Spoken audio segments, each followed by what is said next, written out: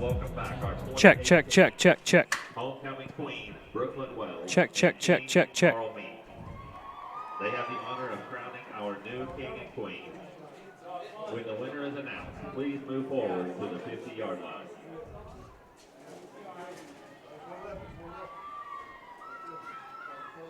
The North Forney High School homecoming king for 2019 is... All right, so we are now back after some technical difficulties.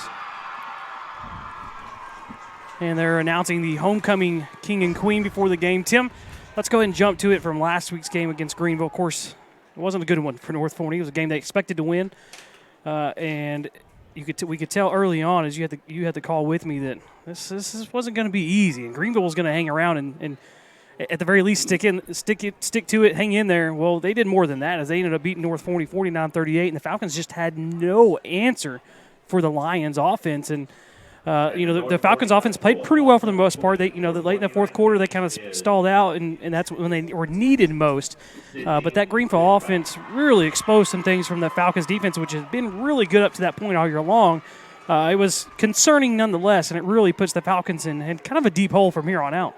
Yeah, if you go back and look at that game, Greenville's quarterback, Brandon Stevens, he played a near-perfect game from the beginning. And, as I think we talked about a little bit on the broadcast, if you let a team like Greenville, who you think you're supposed to beat, stay in the game and gain confidence, start getting some stops, they're going to get that confidence. They're going to believe that they can win, and then eventually they're going to win. And, boy, in that third and fourth quarter, when they scored 14 points in the third and 21 in the fourth, I think we were all just sort of shocked at how they just did not stop. They were unrelenting all night long. And, and eventually the Falcons defense, you hate to say that they quit, but, I think we were looking at each other saying they just don't want to tackle right now. And you could see it on some of those long runs toward the end of the game. Well, and tackling was definitely an issue. I know that was something that Coach kind of talked. And really, their coaches showed this week. He said, we practice it all the time. We practice it every day. We're one of the few teams that go as hard in practice as we do. He's like, at some point, you just got to tackle. You got to go. They got to go out there and execute. And, a little bit of it was Greenville's offensive skill position players. Lester Turner was really good, and he's a mirror image almost of Ty Collins with power and speed, and he's just so hard to bring down. But a couple of those long runs, it was just poor tackling from the Falcons. A couple of bright spots, though. I wouldn't say there's really a bright spot on the defense. I don't know of one. If you do, let me know. But offensively, there were a couple of bright spots. One of those being Ty Collins, and just the run that he's been on now the last few weeks, even against really good defenses like Ennis and Corsicana. But he's last week against Greenville, 24 carries, 237 yards, 3 touchdowns, almost 10 yards a carry. And he had 7 yards a carry against Ennis and Corsicana, so he's averaging over 7 yards a carry the last couple of weeks. He's been so good. And I think we know that we won't have Soto. Soto's not playing tonight. I don't know if he'll play the rest of the year with us for personal reasons, so it will be a lot more of Ty Collins. It's the Ty Collins show pretty much from here on out. And if last week is any indication, he can handle a load, he can handle the full load, and he could be really productive in that role as well. Well, sometimes stats will lie, but in this case they don't. And if you watch the film on Ty Collins, he's a powerful runner. He's got speed. He's really dynamic in that he's got great vision. So the play is supposed to go up the middle, and that's plugged, and you see him just bounce it out. And, boy, when he's one-on-one, you are just not going to bring him down. In fact, sometimes, we'll watch him, and he'll be carrying 3 guys 15 yards, and it may be a different 3 guys because he keeps throwing guys off of him. So that's been very good to see. The emergence of Nick Boo on the outside as a receiver, and he's had several games in a row that he really seems to be coming on, both with the ball and without the ball. He works hard even when he doesn't have the ball, and I think that's something that the coaches look at a lot as well. Well, and speaking of Nick Boo, he's the other guy. He was the next guy I was going to bring up and just, talk to Coach Jackson during the coaches show about this. Just the ultimate respect that these teams are giving Nick Boo. He had 172 yards receiving on 5 catches against Corsicana 2 weeks ago. So what does Greenville do last week? They'll line up 2 guys on top, right? One of them is about 10 yards behind the other, and they're both way out there by themselves with Nick Boo. And to me, that made it even more shocking, especially late in the game. North Forney kind of struggled to find big plays because they were committing, definitely just straight up committing 2 guys to Nick Boo. He was not going to beat him, and he still ended up with 3 catches for 76 yards. And it was also good to have DeJuan Johnson back because, he got hurt in that Corsicana game, left the game with a cut on his arm, a pretty nasty cut. I'd say cut. Makes it sound kind of wimpy. Right. It wasn't a cut. It was a gash. It was a laceration that required a bunch of stitches, and he had that taped up. But he came back last week at the start, had 6 catches for 64 yards. Looked really, really good. It was good to have him back. And to me, that makes that passing game so dynamic if Acuna is hitting those guys. And Acuna's kind of been up and down. He's been a bit inconsistent. But you've got the weapons there. And, if DeJuan's healthy and he's back, we know what Colin Shipley can do. He was really hot early on. He's kind of tailed off a little bit here the last couple weeks, but we know what he's capable of. And then with the emergence of Nick Boo, and we know what Cam Allen can kind of do too. There's so many weapons on the outside. We've got Ty Collins. That's awesome. He's going to get a heavy dose of running the ball. But we've also got some really good weapons that I think we're going to use a lot more tonight against Kaufman. Yeah, and and in talking to the coaches, they've been very pleased with the development of Cam Allen as well, as you mentioned. He's had a couple of big catches over the last couple of weeks, and I think if we can get all of them firing on all cylinders, that's really going to open up, even more so open up the run game for Ty. Because as they have to give more respect on the outside, that's going to soften them up on the inside. And, we know that's where the Falcons like to run. And if he's got a lane, it's going to be tough to stop him. Tim, we got just about a minute here left with you. Give me your thoughts for tonight's game against the Kaufman Lions. Well, I'll tell you, in talking with the coaches, they were pretty upbeat. It's hard to find a group of coaches that are going to be upbeat when they've lost 3 in a row. The one thing that they said, and after each game they've said, we continue to coach them, we're just not executing, and it was almost like a feeling of helplessness. Like boy, they show it. We've had really good weeks of practice. We're just not executing when we get on the field. And I think tonight we'll see maybe the result of something else that I heard this week, which is these guys are finally taking it personally. They're taking accountability for it with each other and holding each other accountable as well as themselves. Bottom line is they've just got to do their job, not try and do too much, and trust the guy standing next to him that he's going to do the same. I think if they do that, they come out of here with a win. Well, coming up after the break, we will hear from Coach Jackson as Iona catches up with him, and we will have the kickoff here from Citibank Stadium as the Falcons get set to take on the Kaufman Lions right here on the Goonville Radio Network.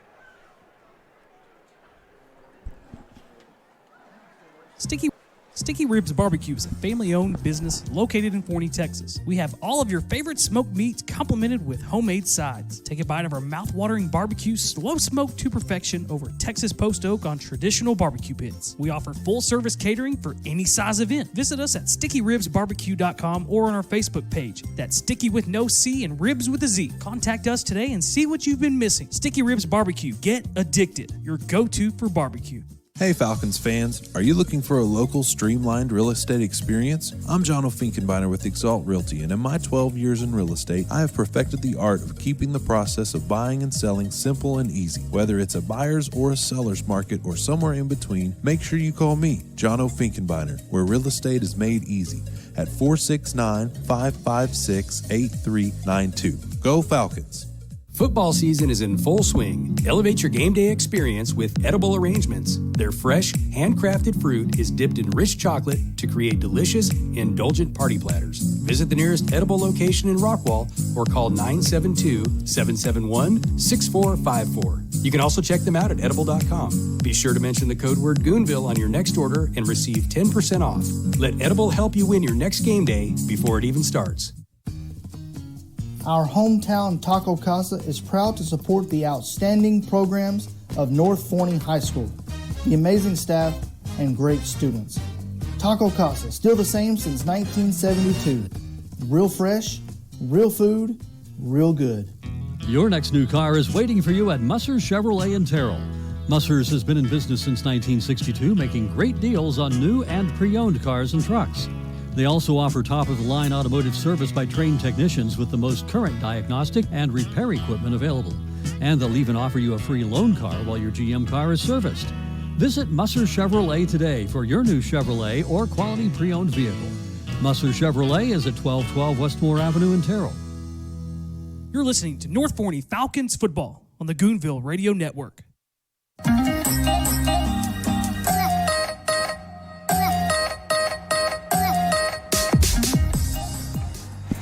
right, it's homecoming here at Citibank Stadium. Wally and James here on the broadcast as we're a few moments away from kickoff as the Falcons, who are 1-3 in district play, look to get back in the winning column, and really no better opponent to do it than against Kaufman. They have really struggled this year, and it's just been a struggle. There's no other words to describe it. Well, absolutely. This is exactly what the doctor ordered. Defensively, offensively, special teams, coaching, fan base, pretty much any way you shake it up, there's an advantage in North Forney's box tonight. Well, Kaufman comes into this one 0-5 on the season overall, 0-3 in district play. They're coming off their bye week, so they've had 2 weeks to prepare for North Forney. They've had plenty to watch on film as well, especially from that game last week with Greenville. Kaufman, as we know, last year they had a playoff team as they made the jump to 5A, laying by Trey Collier, who plays receiver now for University of Tulsa. But this is a much different looking team as far as personnel goes. Landon Tucker's kind of been the guy at quarterback for most of this year. Now, their starting quarterback that they had planned on being this year tore his ACL in fall camp before the season even started. So they've kind of been having to go with plan B, C, D. Landon Tucker's kind of been that first guy up. We've also seen Billy Pullen, who's the middle linebacker for them, a real big, tall, sturdy guy. We've seen him take some quarterback snaps for them this year. He looked like he was the guy warming up the most pregame. So we might see more of him than we do Landon Tucker tonight. But the main guy we have to watch out for tonight, looking at the Lions, is Rakevian Shaw. Rakevian, 66 carries, 304 yards. Doesn't have any touchdowns on the year, and that's another story because Kaufman doesn't have many total on the year as well. Their high-scoring game on the year, James, 14 points against Ennis in a big-time loss. They're averaging just over 6 points a game.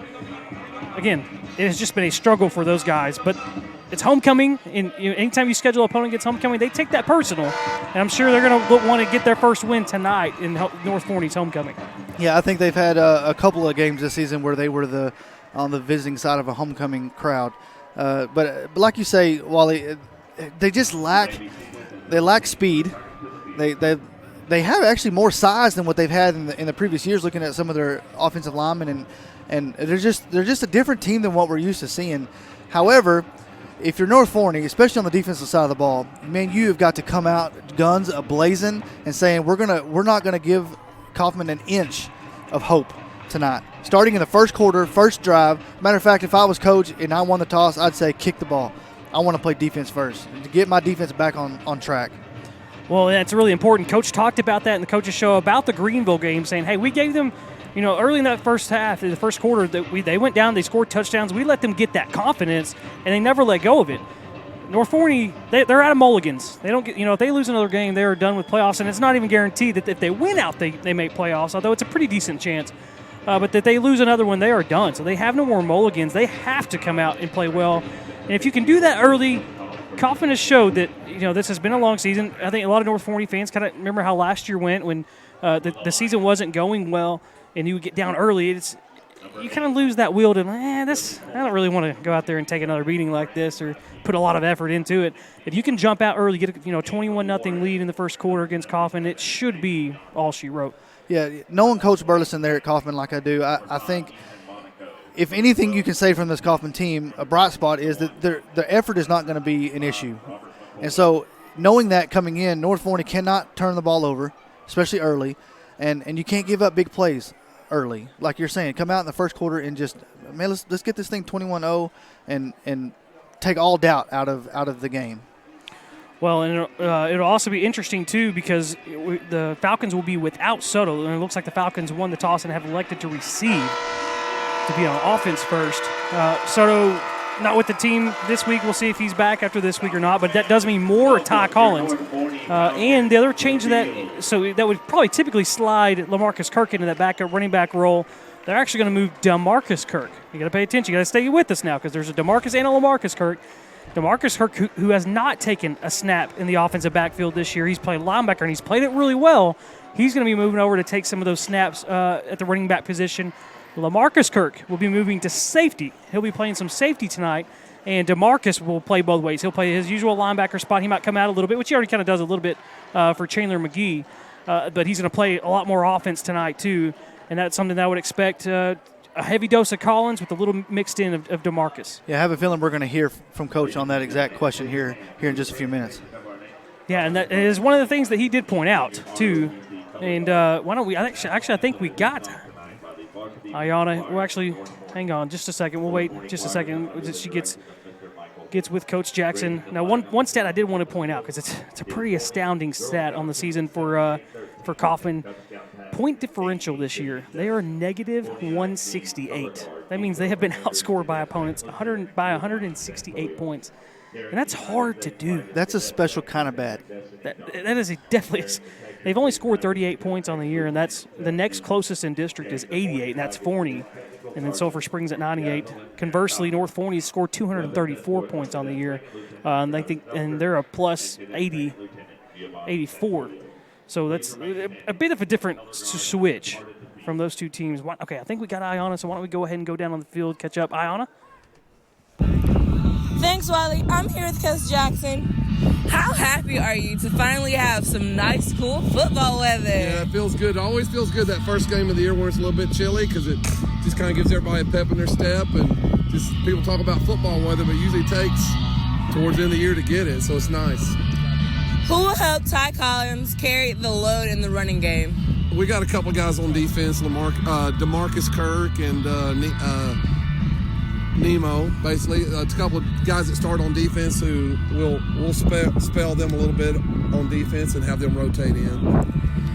How important is it to get off the fast start on both sides of the ball to keep Kaufman from gaining confidence like Greenville did last week? Yeah, I think it's big. I think that we need to get off and just play like we did a month ago and do it early, and for us, honestly, for us to be confident more than anything.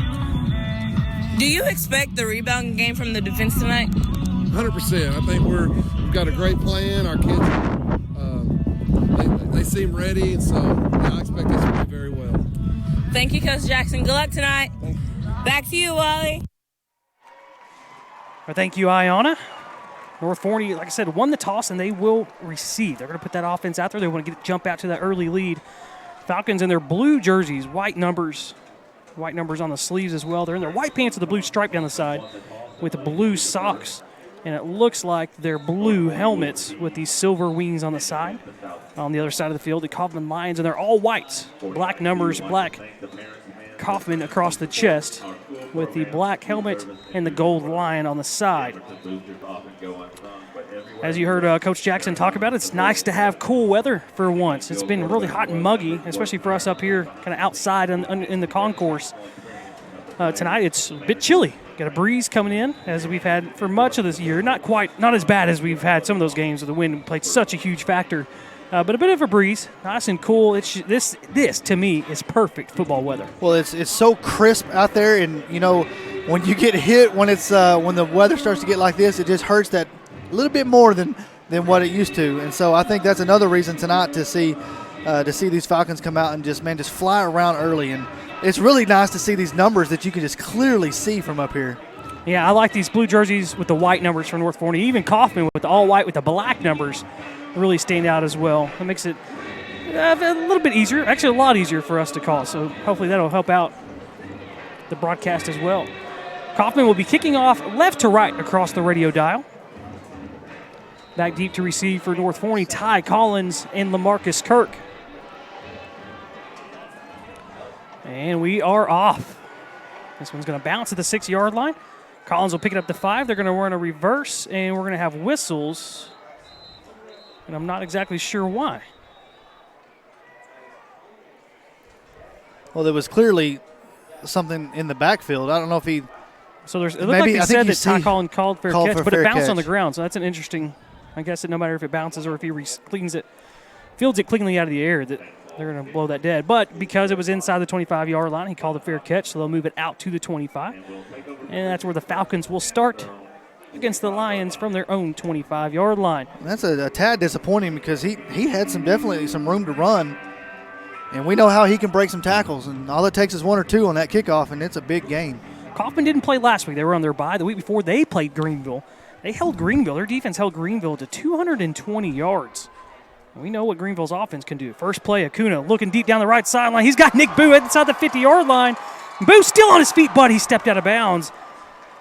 They're going to mark him at the 30, let's see, Actually, they're going to way back at the 41, but a big gain right off the bat from Acuna. They're back to the line of scrimmage quickly. And handoff up the middle, but we've got whistles and a flag. Imagine that'll be false start, and sure enough, it is. Well, I think you kind of get the attitude of what Coach Jackson and this offensive staff is thinking here. Right off the bat, we're obviously going to go fast, but we're going to take a shot with Nick Boo. I know he was double-teamed a lot last week, and he's got one-on-one coverage again if he wants it. Acuna takes the snap, hands off to Collins. Collins met right away for a loss of a yard. And something I've noticed also, Wally, is that Kaufman's not really playing any safety help either. So not only does he have one-on-one out there, but your safeties are playing real close to the line compared to what normally North Forney would see. Yeah, they want to take away that run. Another play action. Acuna looking deep down the left sideline. Caught by DeJuan Johnson inside the 10, inside the 5, touchdown Falcons. And that was just terrible coverage on the part of Kaufman. Yeah, the defender looked like he stopped about a second and then went up, and DeJuan, okay, I'll just let it fall in my lap. Yeah, and DeJuan Johnson actually stopped on the route and just waited on the ball and just right over the fingertips of the Kaufman defender. If you're going to get one-on-one like that all night, I think you do that all night long. 3 plays and a touchdown from North Forney. With a penalty mixed in. Yeah. Okay. Actually, there'd be 3 plays with a penalty. The extra point from Carlos Rodriguez is up, and it's good. 7-0. Falcons lead early in the first quarter. You're listening to North Forney Falcons football on the Goonville Radio Network and SHN Sports. Your new Cadillac is as close as Musser Cadillac in Terrell. Musser's has been making great deals on new and pre-owned cars and trucks since 1962. And you're sure to get a great deal on a new Cadillac when you visit Musser's in Terrell. They also offer top-of-the-line automotive service by trained technicians with the most current diagnostic and repair equipment available. And they'll even offer you a free loan car while your GM car is serviced. Visit Musser Cadillac today for your new Cadillac or quality pre-owned vehicle. Musser's is at 1212 Westmore Avenue in Terrell. Our hometown Taco Casa is proud to support the outstanding programs of North Forney High School, the amazing staff, and great students.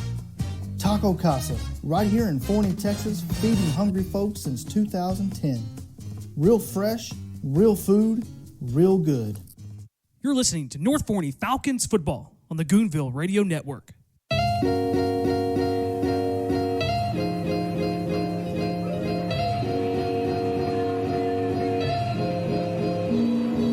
Falcons set to kick off, leading 7-0. It's going to be a line drive kick, bounces in the 16-yard line, finally picked up by Kaufman at the 12. We got a flag on the play, and the return comes out to the 33-yard line, but we'll see if they march that back quite a bit. James, how impressed were you with that first? I say drive, it really didn't. It wasn't even a drive. It was just a blaze. Well, I think it's like we mentioned it before, with no safety help. The safeties are on the field, but they're in the box, and you got one-on-one coverage on either side of the field. With the way Acuna can throw that deep ball like that, if you're Kaufman, you've got to make adjustments, or this is going to be over quick. Well, Acuna, he's been inconsistent with that deep ball connecting. Early in the year, he was missing DeJuan Johnson. He missed Boo a couple of times here in the last couple of weeks, but so far those first 2 deep passes have been perfect from Acuna. 1st and 10 from just outside the 15-yard line for Kaufman. They keep it this time on the ground. The quarterback keeper on the read option. We get a gain of 3. It's like Donovan Holt stepped up there and filled that hole, kept him to a short gain. It looks like Darius McGee playing quarterback, and I don't have him even on any of the quarterback stats passing-wise. He's only ran the ball this year, he's only had 8 carries for 73 yards. A lot of that came last week, so I think this is kind of a lot of his first action of the year from his 2 weeks ago against Greenville. We've got flags on the play before this play starts, and it'll be a false start against Kaufman. He very well could be a call-up maybe. I would imagine this probably is the case. Listed as a junior, listed as a wide receiver and defensive back.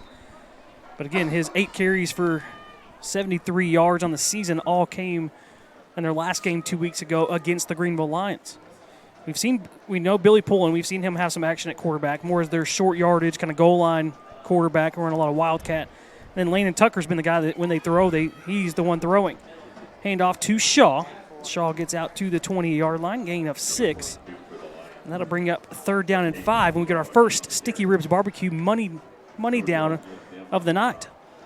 Yeah, he was able to break that first tackle, and then Donovan Holt again stepping up, making a solid open field tackle there. I know we talk about Billy Pulliam.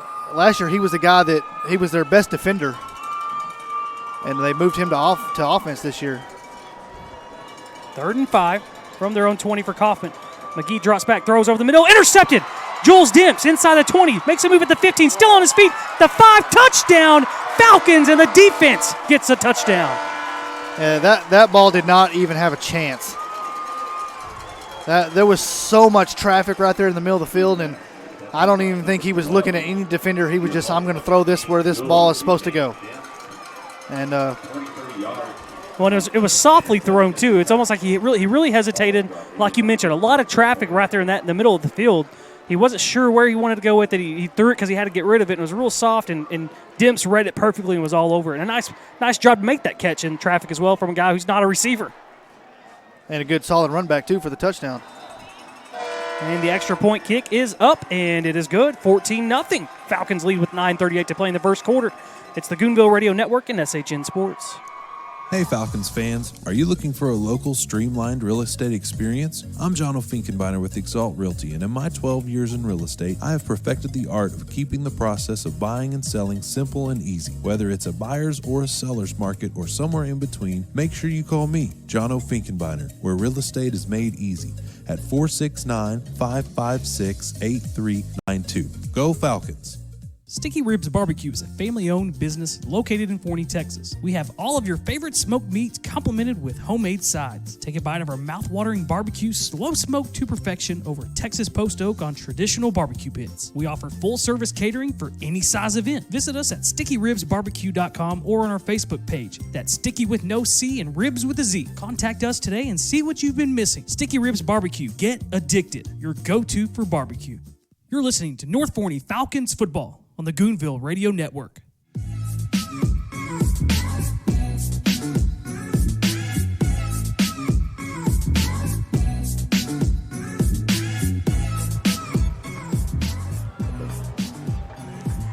The Falcons kick it off. It's going to be kind of a short, fielded by number 11 here in the middle of the field, looking for room to run, and takes it about the 39-yard line, maybe the 40-yard line there of Kaufman. Javian Smith on the return.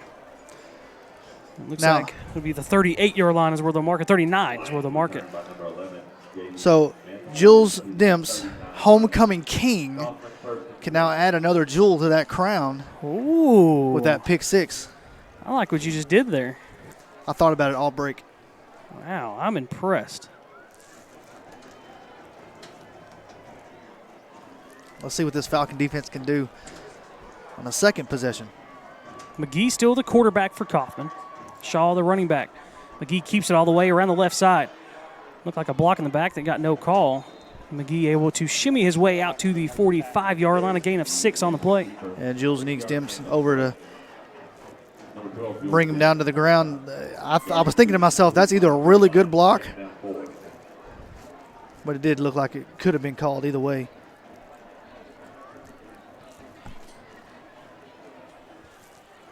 So 2nd down and 4 for Kaufman. 2 receivers to the left and 1 to the right. He takes a snap, hands it off to Shaw. Shaw looking for the first. He's got it. He's across midfield. Gets dumped there by Holt and Josh Anderson.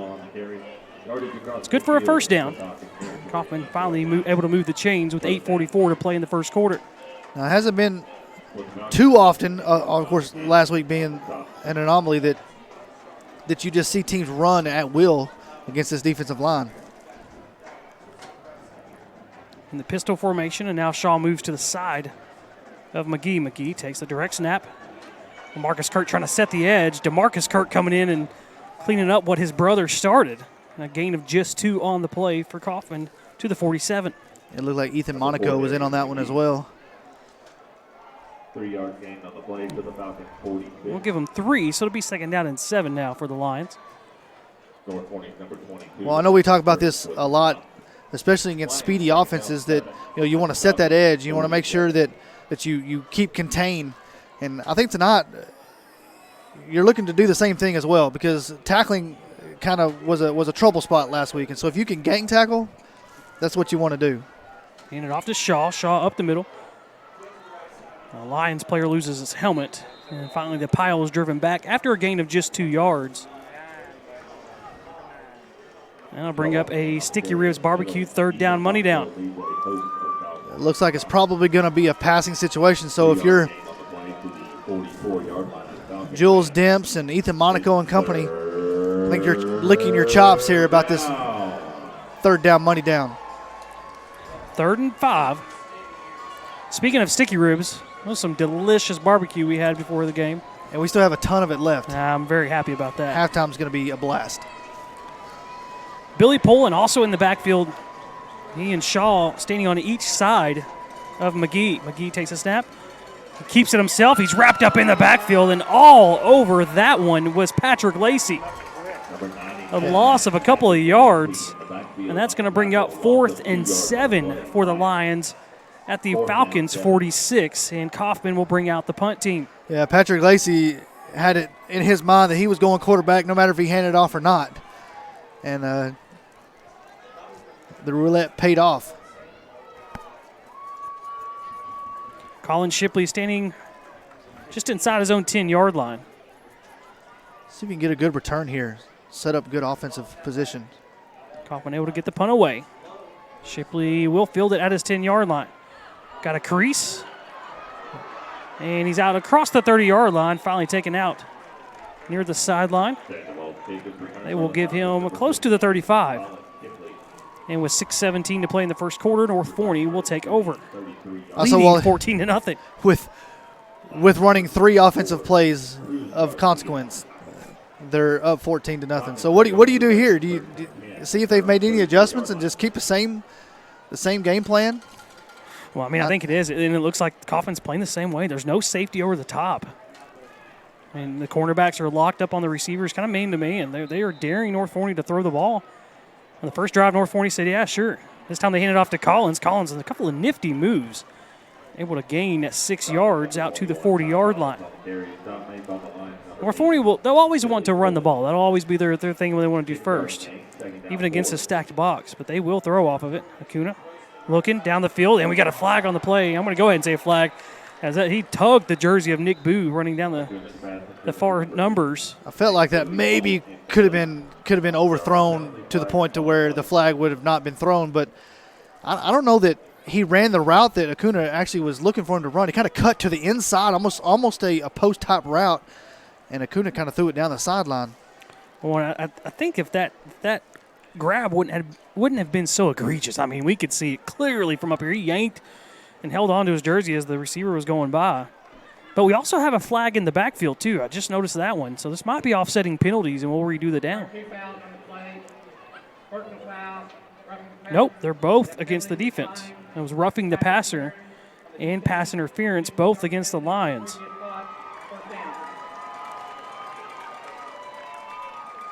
Yeah, it's tough to get off the snide and play better when you shoot yourself in the foot at every chance, and that seems to be Kaufman's MO this whole year, and it's hard to watch. So 1st and 10 for the Falcons, now at the Lions' 45-yard line. Kuna's in the shotgun. He's got Collins as his running back. And now they're going to move the ball back to the 50-yard line, right at midfield. DeJuan Johnson, Colin Shipley, and Nick Boo are the receivers. Archer Miss Talley, the tight end. Is that Robert McCoy? Tracy. This Kuna, another deep throw down the field, down the middle of the field this time. And that was off the hands of Boo, and good coverage that time, making it a little more difficult than the first couple of tries. Yeah, he actually, I think the defender actually got a hand on it that time, and the ball may have been a tad underthrown, but he had 2 options there, both kind of running, one in kind of the inside route and the one on the over the top. He chose to go over the top. 2nd down and 10. Acuna drops back. He's got time. Now he turns to scramble. He wants to run. looking for the sideline, gets out near the 45-yard line. Acuna scrambles around the left hand. Gain of almost 5. They'll give him 4, it looks like, in the end. And that'll bring up 3rd down and 6 now from Kaufman's 46.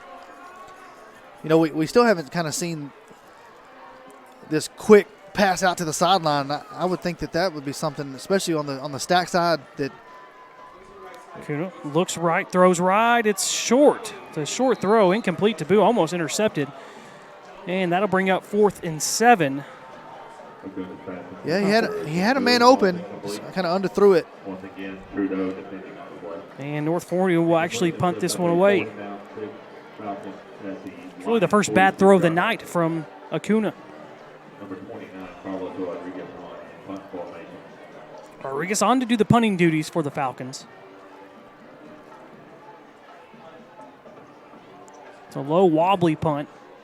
And it's going to take a sideways bounce at about the 26, and that's where they'll down it.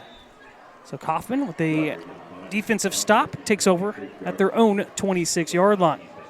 Yeah, well, I really think, I know we get excited about the pass, and then it was successful there on that first drive, but I think they kind of abandoned the run there, especially after the penalty when they had the first down.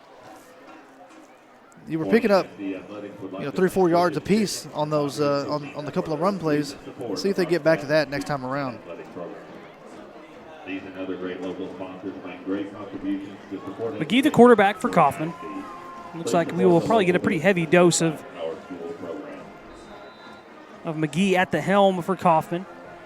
And his limited action is one throw as we've got flags before the play starts. And it'll be a false start on the Lions. He doesn't have a throw in the stat sheet this year. And the one throw, or coming into this game, the one throw that he hasn't tried in this game did not look pretty. And it was a touchdown. You're right. It was a touchdown. Just happened to be to the Falcons and not another Lion. This time, 2 receivers split out to each side. Shaw, the running back. McGee takes a snap, hands it off to Shaw. Shaw trying to spin away from a tackle. It looked like Patrick Lacey there again, or actually that was Roderick Brown that time. You're just not going to find a whole lot of success if you're Kaufman running on this defensive line of North Forney. Well, and this Falcons defensive line wants to prove that last week was the anomaly. And, I feel like, I know I was. I'm sure they felt pretty embarrassed by that performance last week as well. And they had to feel like this week took forever to get here this Friday. They're finally getting a chance to kind of go back out and redeem themselves. 2nd down and 13 in the pistol formation. They turn, and I don't know if they handed it off or not. They finally did. It was a long handoff. McGee wanted to keep it. Shaw said, well, I've got it already in my basket. And at the end, they lose 2 more yards, and it'll be 3rd down and 14. It's a Sticky Ribs Barbecue 3rd down money down. So far early on, the Falcons' defense has been stiff. Yeah, it's even hard to try to pick out who exactly is making the tackle there. It's just he held the ball way too long on that one, and at the very last second he said, no, you get tackled. I don't want to get tackled.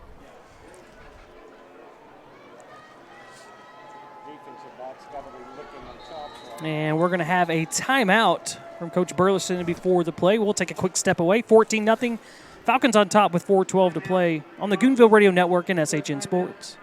Football season is in full swing. Elevate your game day experience with Edible Arrangements. Their fresh, handcrafted fruit is dipped in rich chocolate to create delicious, indulgent party platters. Visit the nearest Edible location in Rockwall or call 972-771-6454. You can also check them out at edible.com. Be sure to mention the code word Goonville on your next order and receive 10% off. Let Edible help you win your next game day before it even starts. You're listening to North Forney Falcons football on the Goonville Radio Network.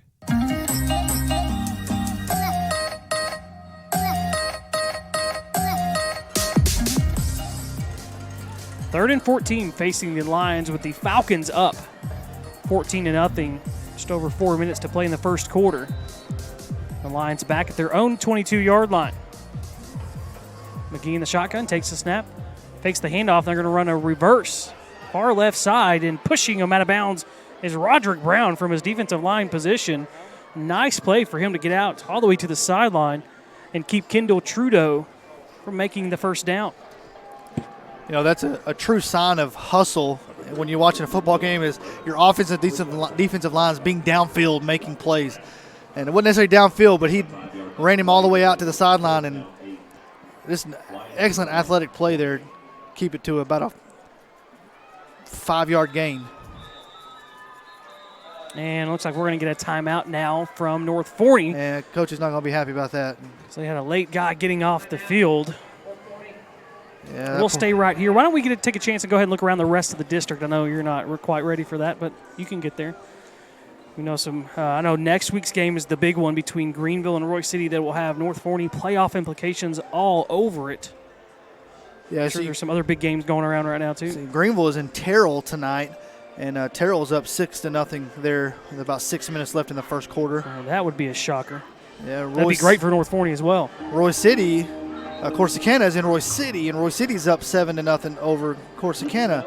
There with about 2 minutes in the first quarter. That's not good.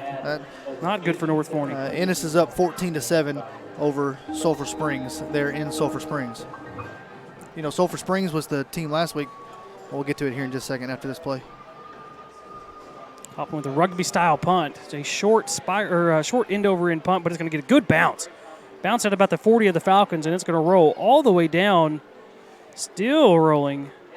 Finally comes to rest just outside the Falcon 20-yard line. They need to let the punter play quarterback. Yeah. In the end, about a 50-yard punt. Yeah, so I was saying there before that Sulphur Spring was the team last week that on the bus ride home, that a couple of family members of one of the players on the bus was in front of the bus, and just a terrible accident. There was loss of life. So definitely been praying for them this week for sure. Kuna takes the snap, hands off to Collins. Collins up the middle, and he's close to a first down. Be about 2 yards short out to the 28. Yeah, I'd look to see him do that 2 or 3 times in a row, maybe before they go back to that pass. Kind of. Collins again, the handoff, looking for a crease. This time there's not much of one. He might gain a yard, maybe 2. He's close to the first down. Yeah, it looks like they're going to go ahead and give it to him. They're going to move the chains. First down for the Falcons. First down. The Kaufman defense line's got a little bit of size, but I just don't. They're not real quick off the ball. Hand off to Collins, and he's met right at the line of scrimmage. Right as you said, they couldn't do anything. They do something. Well, he had a hole there at first, and then linebacker came and filled it that time. It was a good play there defensively. Angel Juarez, the senior up front for Kaufman, probably one of their better defenders. Kuna looking deep. He's got a man, and Nick Boo wide open. Just does get tripped up from behind inside the 35-yard line. And Trudeau, the cornerback, got beat big time by Nick Boo on that far sideline. And arguably, he was held again in there at the line of scrimmage, and just. First down. Hand off to Collins, patiently creating some space, and he's got a gain of 4 down to the 30-yard line. If I'm North Forney, I just kind of keep with that same progression. As long as you're picking up positive yardage. 2.5 minutes to play in the first quarter. North Forney leading 14-0. Kuna grabs the snap with one hand in the air. We got a flag on the play. They didn't whistle it dead, so. And it's right at the line of scrimmage on this near side. It looks like maybe some type of illegal motion against North Forney. We'll see if Kaufman decides to accept it or not. Oh, so they are going to get a false start. Yeah, normally they blow that dead. Yeah. Penalty yardage to the 35-yard line. Second down 11. So that'll back up the Falcons to the 35. It'll be second down and 11.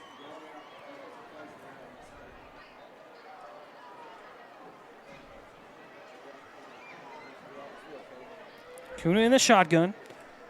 2 receivers to the left. It's DeJuan Johnson and Cam Allen, and then Nick Boo, the receiver, to the right. Collins still the running back. He's played every snap. Kuna draws back, and he's going to get sacked in the backfield. And that time it was Chris Davidson.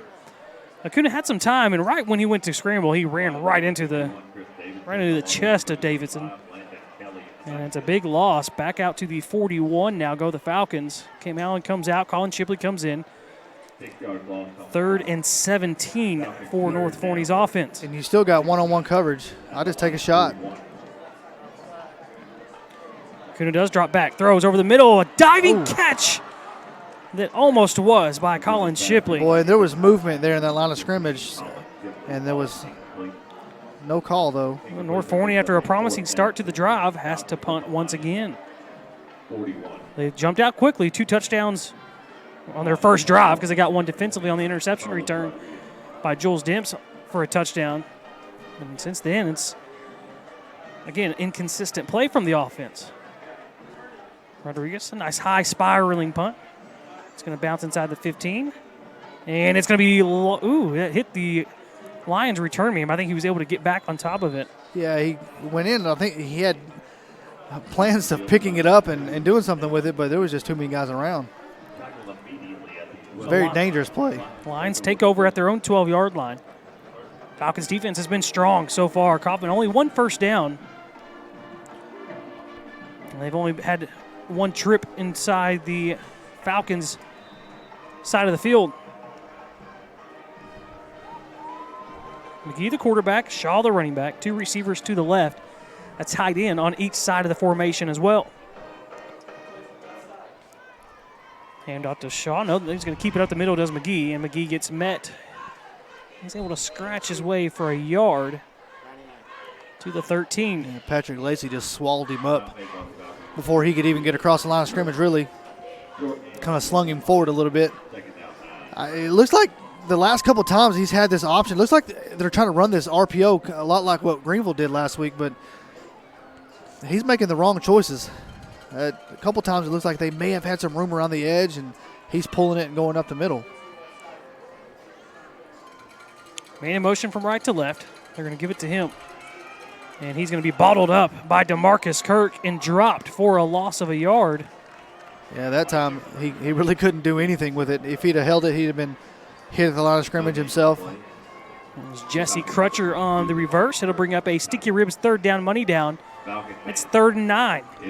Something we've pointed out many times here with this North Forney Falcon defense is that the defensive backs are very good at getting off blocks, and if you're trying to use downfield blockers, if you're Kaufman, this is going to be tough sledding because these guys are excellent at getting off blocks and making tackles. North Forney, 3 down linemen. No blitz. McGee. Well, he's holding that ball real loose, too. And he's running around like a chicken with his head cut off. Nowhere to go. And I don't think he ever really wanted to pass that when he dropped back. And then about a second after he dropped back, just started running around with the ball. Yeah, Ethan Monaco finally chased him down about where he started. And a loss of 2 yards back to the 11. And it'll bring up 4th down. And that also brings us to the end of the first. 14-0. Falcons on top. You're listening to North Forney Falcons football on the Goonville Radio Network and SHN Sports. Your next new car is waiting for you at Musser's Chevrolet in Terrell. Musser's has been in business since 1962, making great deals on new and pre-owned cars and trucks. They also offer top-of-the-line automotive service by trained technicians with the most current diagnostic and repair equipment available. And they'll even offer you a free loan car while your GM car is serviced. Visit Musser's Chevrolet today for your new Chevrolet or quality pre-owned vehicle. Musser's Chevrolet is at 1212 Westmore Avenue in Terrell. You're listening to North Forney Falcons football on the Goonville Radio Network.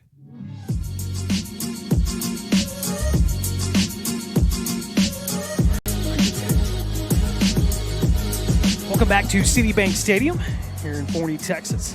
It's Wally and James for North Forney Falcons football. Of course, next week is a bye week for the Falcons, so there'll be no game.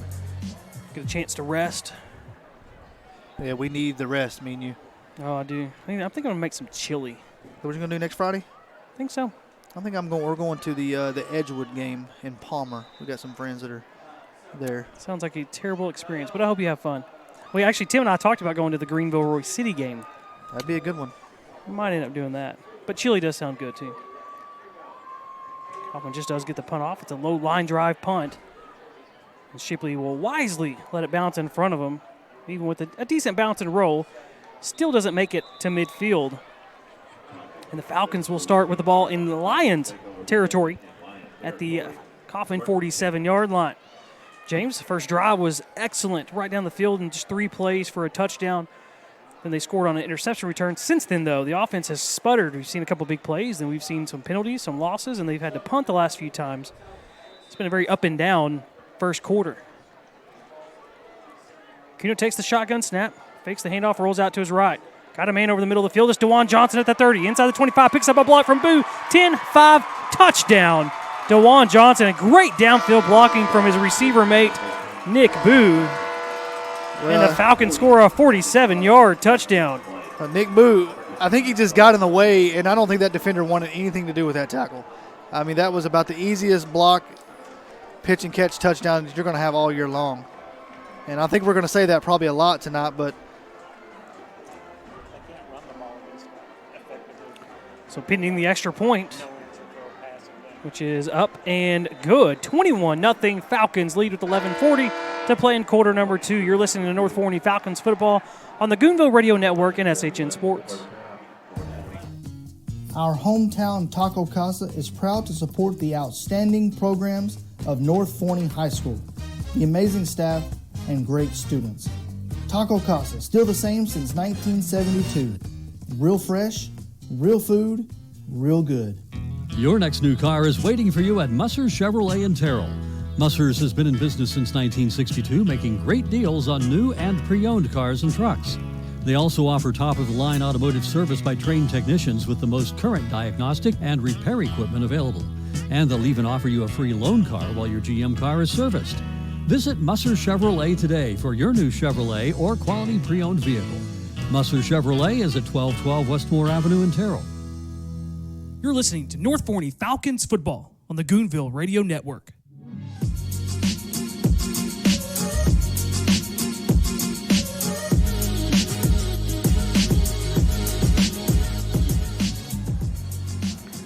Rodriguez set to kick this one away. A line drive kick. It's going to bounce inside the 10 and go all the way through the back of the end zone for the touchback.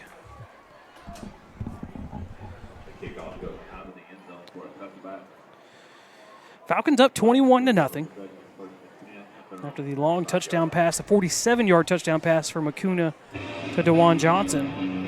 Now, we kind of touched on it early at the first couple plays. We saw it, that passing game, the big play passing game, was going to be a big factor tonight. And again, Acuna strikes big to DeJuan Johnson for the touchdown. yeah, he hit him in stride across the middle of the field, and there's just no help in that Kaufman secondary for these corners. I mean, they're just sitting ducks, and if you're going to play up on Boo and DeJuan Johnson and company, then you're going to get burned all night long. You've got to be smarter than that. We know how talented these receivers are, and if you're going to one-on-one them, they better be really good on the outside. So far tonight, Kaufman has not. And another penalty from Kaufman. It seems like there's been a myriad of penalties from Kaufman. They got a delay of game, and that can't be pleasing to Coach Burleson. Coming out right behind the kickoff. That's about as bad as coming off a timeout. McGee takes a snap, rolls to his right. Stops, now throws, intercepted. Right to LaMarcus Kirk. Inside the 20-yard line, ran out of bounds. He was about 8 yards away from LaMarcus Kirk when he threw it, and he threw it right to him. I know we're not supposed to be negative and things like that, but Kirk's got to be shaking his hand after this and be like, thank you. McGee is struggling to see the field. And again, when you look at McGee's stats, he hasn't thrown a pass coming into this game this year. And I guess that's what his second pass he's thrown. Is that his second pass he's thrown? Both of them have been intercepted. Acuna, first play, over the middle, touchdown, Cam Allen. And those two plays are probably the two easiest plays you'll see all year long. The interception thrown right to LaMarcus Kirk, and on the very next play, they throw it right down the middle to Cam Allen, who's wide open for the touchdown. And let me ask you this. Is he left-handed? He is left-handed. I noticed that. He's rolling out to his right. Right, and trying to throw left-handed into a bunch of traffic. It wasn't set up. Probably not a good play call as well, if that was indeed the play. And the extra point kick from Rodriguez, up and through, 28-0. Falcons on top with 11:27 to play in the first half, right here on the Goonville Radio Network and SHN Sports. Hey Falcons fans, are you looking for a local streamlined real estate experience? I'm John O'Finkenbeiner with Exalt Realty, and in my 12 years in real estate, I have perfected the art of keeping the process of buying and selling simple and easy. Whether it's a buyer's or a seller's market or somewhere in between, make sure you call me, John O'Finkenbeiner, where real estate is made easy, at 469-556-8392. Go Falcons! Sticky Ribs Barbecue is a family-owned business located in Forney, Texas. We have all of your favorite smoked meats complemented with homemade sides. Take a bite of our mouth-watering barbecue, slow smoked to perfection over Texas post oak on traditional barbecue pits. We offer full-service catering for any size event. Visit us at stickyribsbarbecue.com or on our Facebook page. That's Sticky with no C and Ribs with a Z. Contact us today and see what you've been missing. Sticky Ribs Barbecue. Get addicted. Your go-to for barbecue. You're listening to North Forney Falcons football on the Goonville Radio Network.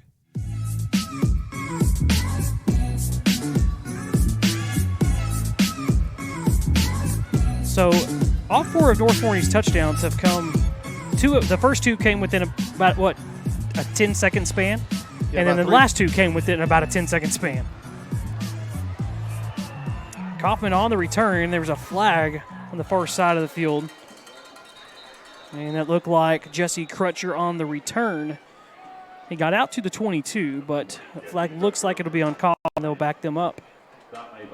Yeah, 3 of the 4 touchdowns scored here tonight by the Falcons have either been from a turnover or a result of a turnover. You had the pick 6 that was a touchdown itself, but then the other 2. That's a gut punch. A gut punch if you're Kaufman. You give up big plays for the touchdown, and then on your very next play on both times, or your very next drive, both times you've given up a turnover, and then North Forney comes right back with the touchdown. In the pistol formation, McGee's still the quarterback. And wisely they hand it off to Shaw. Shaw around the right side. He looks like he's got the first down, still on his feet. Out near the 30-yard line before he's finally ran out of bounds. And finally, signs of life from the Kaufman offense. Yeah, if you're the Falcons, you're daring Kaufman to throw the ball. You're putting every person that you can in the box. The passes that we've seen so far are just, if he can throw the ball 5 yards down the field, we're talking success. So you've got to play the run. They cannot beat you with the run. McGee in the pistol formation, 3 receivers to the right, 1 to the left. Shaw's to his right in the shotgun, and we've got whistles as Shaw was taken off early from his running back spot. 2 steps forward, 1 step back for Kaufman. Their 8th penalty already of the night, and we've still got 11 minutes to play in the second quarter. Yeah, we're starting to see some of the reasons why maybe it's been hard for Kaufman to kind of overcome some things this year. It's hard to beat your team that you're facing and beat yourself. 2 tight ends in the game for Kaufman. Shaw now not in there at running back. And getting thrown to the ground is his replacement. And that was DeMarcus Kirk all over that one for a loss of 2 more. And that was Delson Daniels with his first carry of the night. I'm going to kind of look ahead and kind of call some things here. I think, Coach talked about DeMarcus and Nemo kind of getting some time at running back and kind of being spilled on the defensive side of the ball. I can see that happening a lot in the second half. Yeah, I definitely would agree with that. I'm getting those guys some work at running back as well, but you don't want him in there all on both sides of the ball the whole time. Daniels, this time with a nice run. He's going to get near a first down on the carry around the right side. He'll be a couple of yards short. I'll bring up a Sticky Ribs Barbecue 3rd down money down. It looks like it'll be 3rd and 3 for Kaufman from their own 43-yard line. I think Kaufman's excited that they're in position to not have to throw the ball here. So if you're North Forney, you sell out on the run here. You got to. Keep contained on the edge. It's a high snap over the head of McGee. McGee scrambling back, picks it up. Trying to make something happen. He will not. And, in fact, he gets dropped for a 9, almost 10-yard loss. And Kaufman, a lot of it's self-inflicted, but they also can't seem to catch a break as well. They had a manageable 3rd and 3 there. And the snap goes over the quarterback's head, and they will be forced to punt, now facing a 4th and 12. Shipley stands on his own 35-yard line. Kaufman punting into the wind. Short or a line drive kick. Shipley comes up, plays it, avoids the first defender, still on his feet, and he'll end up gaining about 10 yards when it's all said and done. Ain't losing a helmet. Yeah, that was not an easy play. Kind of having to come up and catch that line drive. Defenders within 2 or 3 yards of him. 28-0, Falcons leading, 9:16 to play in the second quarter. This is just what the doctor ordered for the Falcons. A couple of big defensive plays. He even scored a touchdown on an interception return. A couple big touchdown strikes through the air. Handoff up the middle to Collins. Collins barreling his way for a gain of 5 out to the 48. Yeah, I feel like we're going to see a lot of this run game here leading into the halftime. Another handoff to Collins. Collins started up the middle, then ran out to the left side. Down to the 35. We got a late flag It's like in the area of holding or a block in the back. And that should negate really the biggest run of the night for Collins. And it is holding against the Falcons. It was a first down, and it was 2nd and 5.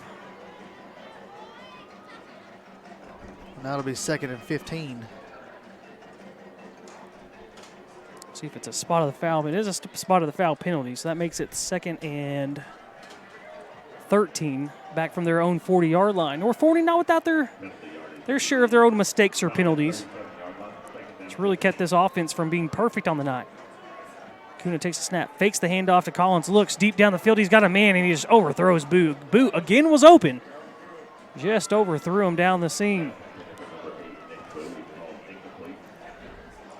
That play has been there most of the night. He really just, all he had to do was just kind of float it up in the air. And we've seen it a lot from Acuna this year. He puts the zip on it, and he's got an arm, but it's like of course, you'd rather overthrow than underthrow. Acuna draws back, being pressured, steps up in the pocket, throws, and it's incomplete. Or is it intercepted? They're going to say intercepted. That's what I thought was by going to Kaufman, be the call. a diving interception. Nobody was really sure. The back judge came up and called it. I'm not. He had his back to us, so definitely we couldn't tell. But they're going to go with an interception from Kaufman. A diving attempt. It was past the reach of Cam Allen, right at the first down marker. Well, that's unfortunate. Kaufman finally does catch a break. Yeah, Acuna, again, he had a couple options there, and it's just not a good pass. It's plain and simple. I think he'd tell you that too. Shaw back in at running back. He was spelled last series by Daniels. 2 receivers and 2 tight ends. They hand off to Shaw. Shaw started out right, cut back up the middle, and then gets wrapped up by the ankles by Jules Demps after a gain of 3. Yeah, Shaw had a really nice cut there at the line of scrimmage, able to pick up a couple extra yards. Under 8.5 minutes to play in the second quarter. Of course, at halftime, Tim Danziger will jump back on with us to talk about the first half. And we will also hear from Coach Jackson coming out of halftime. I'm sure he'll be in a much better mood, as this has pretty much been all Falcons tonight as they lead 28-0. 2 receivers to the right, 1 to the left. Shaw, the running back, takes the snap. Actually, that's Daniels. Daniels gets met right away, driven back. And that looked like the Kirks in on the tackle. DeMarcus and LaMarcus. No gain on the play. It'll bring up 3rd down and 7. It's a 3rd down, money down, brought to you by Sticky Ribs Barbecue. Do you think that they're close enough that they can share a tackle in the stat book? Sure, why not? I mean, they shared a womb together. That's true. So why not? They can share anything at that point. No, and we're not saying room. No, not room. They do probably share. Well, I don't know. They might have their own room. Womb. And we're also not saying Roomba. Womb. Sticky Ribs Barbecue, 3rd down and 7. McGee takes a snap, turns, hands it to Daniels. Daniels looking for the first. He's not going to get anywhere near it. Doesn't even get to midfield. There he does get right to the 50, and that's all. That brings up 4th down and 5, and Kaufman trailing 28-0. Might be tempted to go ahead and go for it. Yeah, Donovan Holt stepped up again. He was seen it a few times tonight where there might be a sliver of hope and a bit of a hole, and Donovan Holt has just filled the gap very nicely tonight. Well, and this would typically be a spot on the field and down and distance-wise, 4th and 5. You could kind of have the whole playbook. Run, pass, anything you want. Unfortunately, Kaufman has just not shown the ability to pass the ball. They've attempted 2 passes. They've thrown 2 interceptions. And it looks like they're content with letting this play clock run down. So we're at 10 seconds, and they haven't even really gotten into a huddle. We'll see if they take the penalty and just move back and punt it, or do they call a timeout and go for it. They are going to call a timeout, so as they take a timeout, we'll take a quick step away as well. Just over 6 minutes to play. It's the Falcons 28, Lions nothing, right here on the Goonville Radio Network and SHN Sports.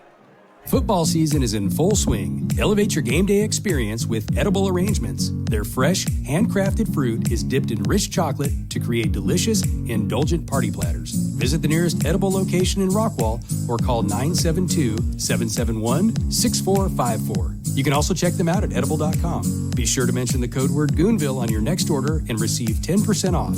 Let Edible help you win your next game day before it even starts. You're listening to North Forney Falcons football on the Goonville Radio Network.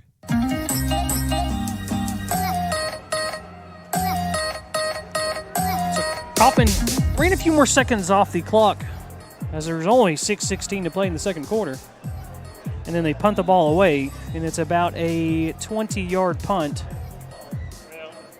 So I was beginning to think over. if, you're down 28 points, you got the ball and you're letting the clock run out, that speaks volumes of anything that I've seen all year long, that you're trying to get out of here. This has to feel good for the Falcons the last couple of weeks, going 0-3, 3-game losing streak after they started the season on a 3-game winning streak. Well, those last 2 games were pretty close as well. Kuna takes the snap, hands it to Collins. Collins looking for a crease. He's got one across the 40-yard line. He's got a lot of room out in front of him. The 30, nobody's close. The 20, the 10, touchdown. Ty Collins, a 70-yard touchdown run right up the gut. He was not even touched. And once he got about 10 yards past the line of scrimmage, there was literally no one even close. As a matter of fact, we might have sent him a card so he don't get lonely. That's how nobody was around. Well, that's we see Collins' power a lot. That time we got to see his speed as nobody got close to him, and when they started, and nobody got close to him as he got down the field. 35-0 North Forney leads.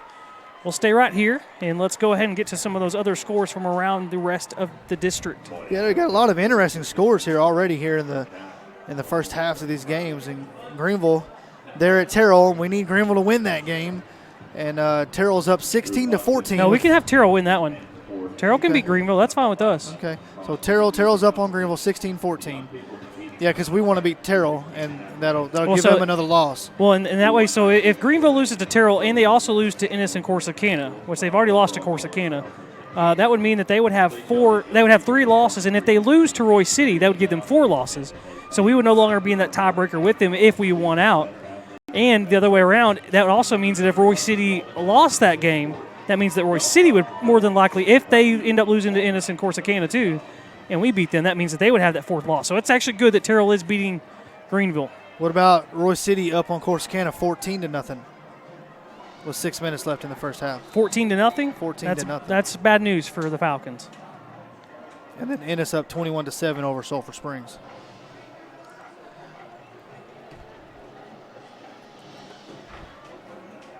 Rodriguez set to kick off for the Falcons.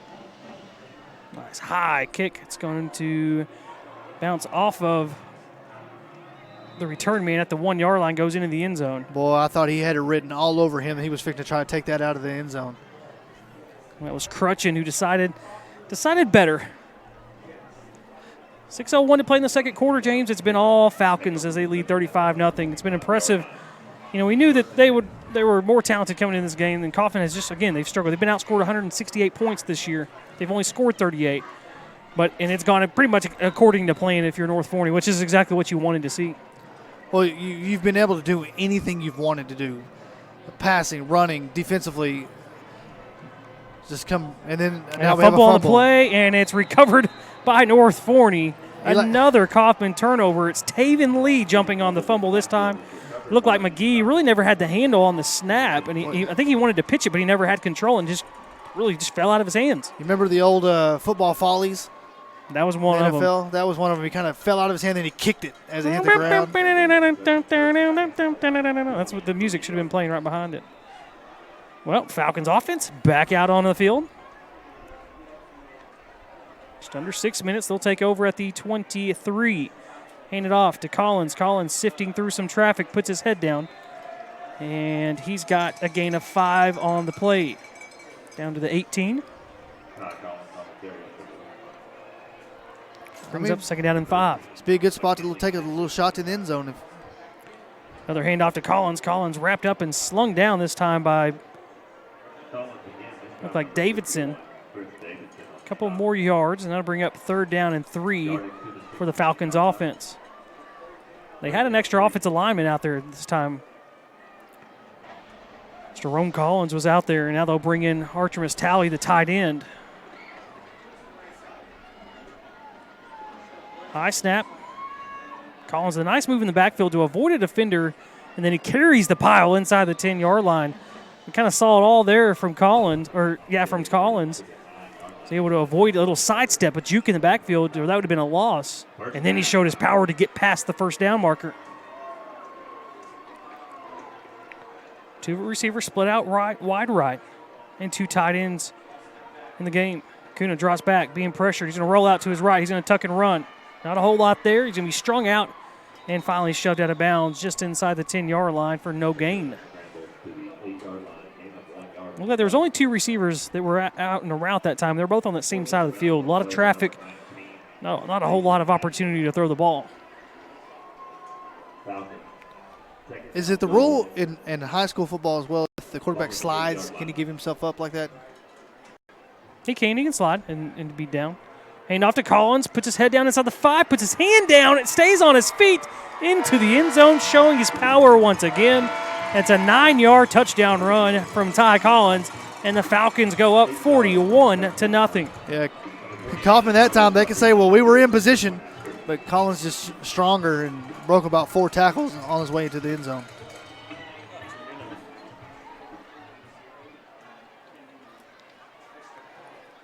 .440 to play in the second quarter.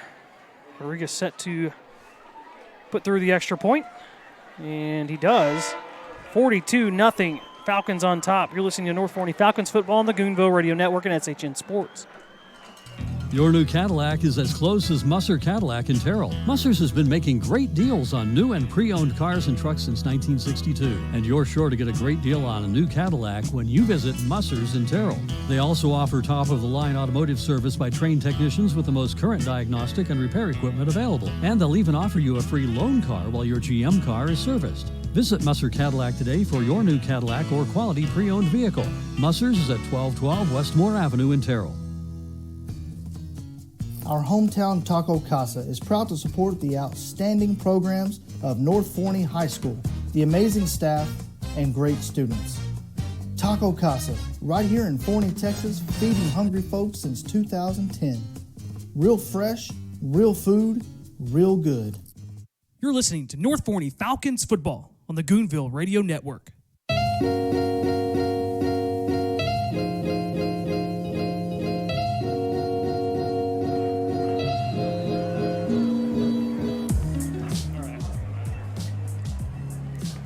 Falcons set to kick this one away. That's been hearing that a lot tonight. Falcons have been scoring touchdowns. This one's going to be fielded. It bounces off the returner. It's crutching again inside his own 5. Brings it out and gets met before he can get to the 20-yard line by Jules Demps. 4:28 to play in the first half. Kaufman takes over from their own 17-yard line. Well, there's just, Wally, there's any level of football, you have a certain attributes of a team that's just not very good. And Kaufman is displaying every single one of those attributes here tonight. The penalties, just killing themselves with penalties, turnovers, 2 passes, two interceptions, 2 or 3 fumbles. 1st and 10 for those Lions. McGee will keep it around the left side. Across the 25, gets brought down and loses the ball, but he was down first. You know what? I didn't even want him to fumble that one. I feel too bad. He has had a rough go of it tonight. He's thrown 2 interceptions. One of those got returned for a touchdown. Had a fumble a couple of plays ago. Had another snap go over his head. That resulted in a big loss. That was a first down for Kaufman. The pistol formation, they turn and pitch it to Shaw. Shaw's got a crease up the middle. Spun away from a tackle. And lunges ahead, and he's got 8 on the play out to the 41. That's 2 back-to-back carries, one by the quarterback, one by the running back there that have had some success. And, of course, I think we're going to ask Coach here at halftime, with the passing game the way it is, you just got to absolutely take away the run game. Second down and 2, handoff up the middle to Shaw. Shaw gets wrapped up by Brown, but not before he's got enough for a first down out to the 46-yard line. Under 3.5 minutes to play, 42-0. Falcons leading. Kaufman has only had the ball on the North Forney side of the field 1 time. They've only had a handful of first downs as well. Yeah, there's just the discipline on the Kaufman side of the ball has been lacking, and the results they're showing. And again, another penalty. I believe that is their 9th of the game. It's a false start, so that'll make it now 1st and 15 for the Lions. Coming up at halftime, we'll have Tim Danziger from the Forney Messenger jump on with us and talk about all of these touchdowns from North Forney in the first half. I bet he'll be pretty happy with this first half performance. And then, of course, we'll have our very own sideline reporter, Ayanna Brown, catch up with Coach Jackson coming out of halftime. And a handoff to Daniels. Daniels wrapped up in the backfield and gets slammed down by Josh Anderson. A loss of a yard back to the 40. We'll bring up 2nd down and 16. Anytime the Lions have had anything good going offensively, they either get a penalty or turn the ball over or a bad snap. And it pushes them back to really a spot where they have to throw the ball. And we know how bad they've been throwing the ball tonight. They've only tried it twice, and they've both been intercepted. Yeah, you think you would maybe get some passes that are, more on the easy side to complete and give him some confidence, but they can't even seem to draw back in any form. Turn and hand off to Shaw. Shaw started out right, cuts up the middle. He's got a gain of 7 on the play, and it's going to make it 3rd down and 9. It's a Sticky Ribs barbecue 3rd down, money down. And they've had some success here lately running the football. And again, Wally, your eyes are better than mine. I don't know, do we, if we have, we don't have a ton of reserves in necessarily. Well, I noticed we've been mixing in the defensive line. We've, Roger Brown's, he's out there, but Anderson's not. Patrick Lacey's not. And we've got a lot of movement from Kaufman. And another penalty against the Lions, a false start. So 3rd and 9 becomes 3rd and 14, and it's their 10th penalty of the game. 1:14 to play in the second quarter. Yeah, it looks like you're going to bring in an extra DB as Ethan Monaco exits the game.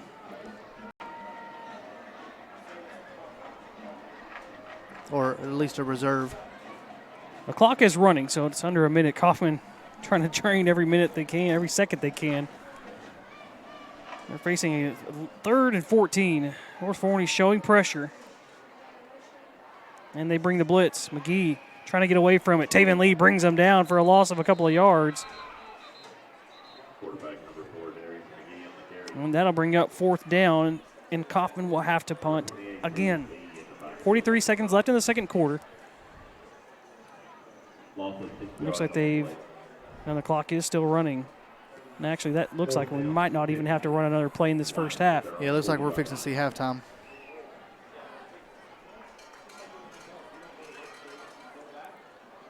Kaufman content with letting this clock run out. as they trail 42-0. It's been a rough year for Kaufman, and they're really catching North Forney probably at the wrong time because North Forney about as frustrated as you can be after the last couple of weeks. And Falcons taking out all of their frustration on the Lions from Kaufman.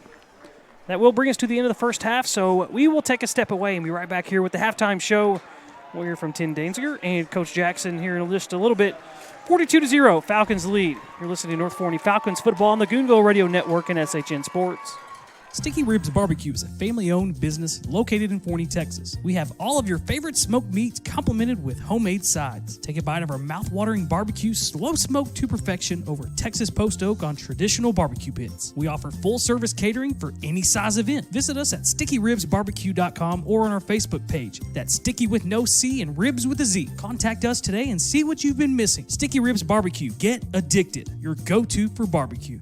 Hey Falcons fans, are you looking for a local streamlined real estate experience? I'm John O'Finkenbeiner with Exalt Realty, and in my 12 years in real estate, I have perfected the art of keeping the process of buying and selling simple and easy. Whether it's a buyer's or a seller's market or somewhere in between, make sure you call me, John O'Finkenbeiner, where real estate is made easy at 469-556-8392. Go Falcons!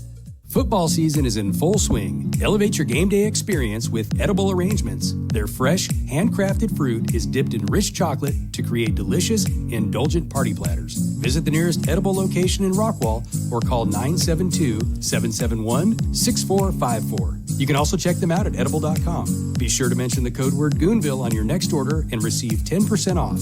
Let Edible help you win your next game day before it even starts. Our hometown Taco Casa is proud to support the outstanding programs of North Forney High School, the amazing staff, and great students. Taco Casa, still the same since 1972. Fresh, real food, real good. Your next new car is waiting for you at Musser's Chevrolet in Terrell. Musser's has been in business since 1962, making great deals on new and pre-owned cars and trucks. They also offer top-of-the-line automotive service by trained technicians with the most current diagnostic and repair equipment available. And they'll even offer you a free loan car while your GM car is serviced. Visit Musser Chevrolet today for your new Chevrolet or quality pre-owned vehicle. Musser Chevrolet is at 1212 Westmore Avenue in Terrell. You're listening to North Forney Falcons football on the Goonville Radio Network.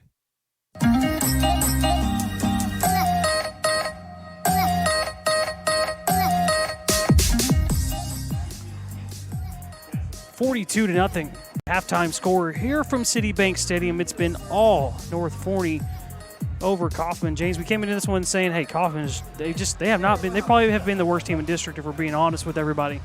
They've only scored 38 points on the year. They've been outscored by 168 points on the year. The most they've scored in a game is 14. But we also said you can't allow them to have a chance to come in and play well. Like you've got to put your foot down and basically come in and put your foot on their throat. I feel like North Forney did exactly what we thought they would. They came out, they scored early, they scored often. The defense came out and looked like they had a little something to prove. They were really helped out with the inability for Kaufman to move the ball at all, and especially through the air. They had a little bit of running game here and there, but the passing game really struggled. But Tim, that's exactly what we kind of expected to see. It's exactly what we wanted to see, and North Forney really did it to perfection. Yeah, I think from my perspective, I think we were hoping to see that, especially the way the coaches were talking this week about the players and how they were stepping up and they were taking ownership and all of that. The things that really stood out to me were the creativity on offense, where they were rolling Acuna out. They got the back out of the backfield, flared him out. Everybody ran that way, and that let Cam opened up Cam Allen straight down the middle, which is something we saw in 2017 that they ran occasionally to Michael Court.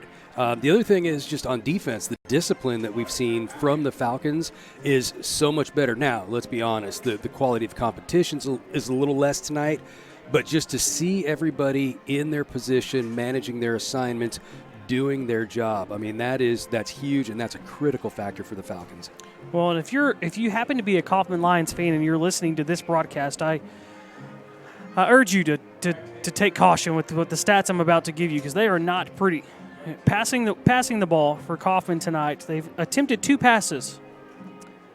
They're 0 for 2, but both of those have been caught. Riddle me that. That's a good riddle for you. Well, I'm here and I'm watching the game, so I know the answer. I'm not going to give it away. They're 0 for 2, but both those passes have been caught. Unfortunately, for Kaufman, they've been intercepted by the Falcons. One of those on the first drive for Kaufman got intercepted by Jules Dempsey. He had a nice return and scored a touchdown on that interception return. And then the other one was even worse than that one, and it was a rollout by McGee. And he really he was about 8 yards away from LaMarcus Kirk and threw it right into his chest. And LaMarcus Kirk, he would have had to get out of the way or it would have hit him right in the numbers. He catches that for the other interception. And you could kind of tell, even late in that first half, Kaufman had the ball. It was 3rd and long, and they wanted no part of running an offensive play because they know that they just cannot pass the ball. And McGee is a quarterback that we haven't seen from Kaufman this year. I don't know if he's a JV call-up. I don't know if he hasn't been playing football and he just came in. It's been Landon Tucker or Billy Pullen. And McGee had some rushing yards on the season and no passing stats. And honestly, I can see why, because he has struggled to throw the ball. And North Forney has really made it hard for them to move the ball on the ground knowing that. Yeah, when you become one-dimensional, we've talked about it a lot. We talked about it a lot earlier in the season. When you force a team to be one-dimensional, and then you can just focus in on that. So, they take away the run, then you make them pass. That you take away the pass, you make them run. In this case, they're not going to throw. You put 8 in the box, and then you can shut down that running game. And they're running backs. They look good, but boy, I'll tell you, this is a different North Forney defense that we're seeing tonight than we've seen really the past 3 weeks. And I think it comes down to discipline. It comes down to people managing their assignments, and it comes down to people doing their jobs. You can see a couple of times, it almost like somebody was about to pinch down the line or something like that, and they realized, hey, wait, that's not my assignment, and they went out, and it's a much different defense that we're seeing tonight. Well, and a couple of times too, you speak to that discipline. I think it was LaMarcus Kirk coming down and setting that edge. He's playing that that linebacker safety position, kind of a little bit of a mix, a hybrid between the two. And one of the things that hurt us against Greenville was they were able to get that edge so easily. There was nobody out there stopping them, making them cut back in. And tonight, that hasn't been the case, and especially LaMarcus Kirk has come up and made a couple plays, and Demps has done it too, making them either cut back or just making the tackle themselves and not allowing Kaufman to get outside the numbers like Greenville did. And it's really, that's been about their only offense. If they can get to the outside, then they can make a little something happen. They can't run up the middle on us. Obviously, they can't throw the ball. And then Kaufman also has 10 penalties in the first half, which they've hurt themselves. But North Forney has not let them out of those holes, which has been important. A couple of things. First, Kaufman in their first 3 series of the games had pre-snap penalties on first down. So you're already at 1st and 15. And then, you're running up against a defense that I think has something to prove. And it's been good to see. If you're Kaufman now, what do? I don't think they want any part of it, of what North Forney is throwing at them right now. And North Forney is back to flying around and really making plays. And, I don't know how many plays were made in the backfield or at the line of scrimmage. The other thing is North Forney's not giving up the big chunk plays that they had been giving up. They'd push a team back, they'd hold a team, and then they would pop one for 30 or 40 yards. And that really kind of breaks your spirit after a while, and they're just not allowing Kaufman to have those big plays. Well, let's talk a little bit about the offense, too. The offense has played really well tonight. That first drive, they had a couple of big strikes, one to Nick Boo and one to DeJuan Johnson early in the game. Boo continues to play well. Johnson's playing well, obviously. For the first time, it looked like that really the passing game was the big factor on the offense in the first half. Usually it's the running game that's going, and really the running game has been okay, especially outside that with the 70-yard touchdown by Collins. That's really going to inflate the stats. Outside of that, they've only got 36 yards rushing on 14 attempts. So not a whole lot going running the ball-wise for North Forney. Kaufman's done a pretty good job, but then you throw that other rushing attempt in there for 70 yards and a touchdown. Those numbers look a lot better. 178 yards passing for North Forney in that first half. And James and I talked about this early on, is that we could tell that Kaufman, and it was really interesting the way they're playing North Forney. They're selling out to the run.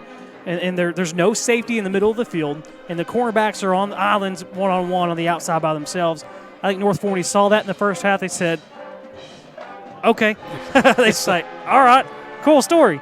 So that's why you see deep throws to Boo. You saw that touchdown down the middle to Allen. You saw the other touchdown to DeJuan Johnson. And they were saying, okay, if that's how you want to play us, and they're still going to want to run the ball, and they still ran it pretty effectively given that there was 8 or 9 guys in the box. But they're saying, man, if you're going to one-on-one our receivers, we know how talented our guys are. And Boo and DeJuan Johnson and Shipley and Allen, they all proved that in the first half.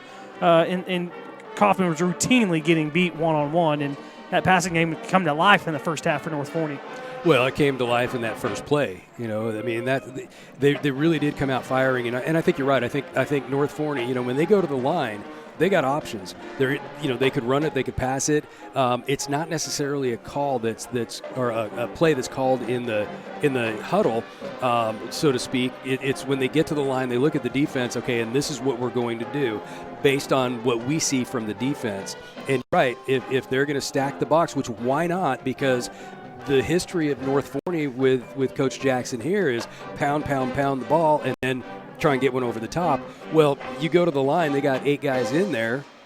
You'd be silly not to. Sometimes you need to flip it and reverse it, as Missy Elliott would say. Flip it and reverse. I'm pretty sure that's Missy Elliott. I could be quoting that wrong. But yeah, and we've kind of talked about that before. Man, they're expecting the run.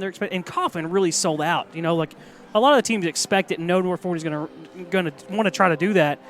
Kaufman, they sold out to try to stop that. I mean, they were very obvious with it, and they really forced North Forney just to say, okay, we'll throw the ball. If you're going to force us to do it, we'll throw the ball. And he really spread it around really well. 3 receivers have catches over 34 yards. Nick Boo's got 1 catch for 34. Colin Shipley's got 1 for 35. DeJuan Johnson's got a couple for 94 yards and 2 touchdowns. And then Cam Allen has that 15-yarder that he caught for a touchdown as well. Ty Collins, as we kind of talked about going into this game, he's got the running back duties all to himself. He's been the only running back to get a carry. Acuna's got 3 attempts, but a lot of that's just from scrambling around. But Collins got 12 carries, 108 yards, and 2 touchdowns. And one of those, of course, that 70-yard touchdown run from Collins. And on that play, we kind of saw it all from Collins. Not on that one play, but we saw it on the first half. I think it was down here near the goal line before their last touchdown. It was around the 10-yard line. It was third and a couple yards, and he had a really nifty move to evade a defender in the backfield, kind of sidestepped him, and then drove and carried a couple of defenders past the first down marker. We saw in that play, we saw his elusiveness, we saw his power, and then on that 70-yard touchdown, we saw his speed, and he's the complete package. He's so much fun to watch. He really is, and there was one play in particular that I think it was designed to go up the middle. And as we talked about in the pregame, he saw that there was nothing there, and you could see him take that look to the outside. I mean, he's got such great vision. I think he picked up 8 or 9 yards on that carry, where he bounced it out to the left, and that's just one of the things that you really like to see in a running back. I mean, you're right. He's got the complete package. He's power. He's speed. But he's also got vision and is able to find the opening and then dart through them. He's a lot of fun to watch. Why don't we take a step away when we come back while James hop on here with you and talk about the second half coming up here from Citibank Stadium. You're listening to the Halftime Show here on the Goonville Radio Network and SHN Sports.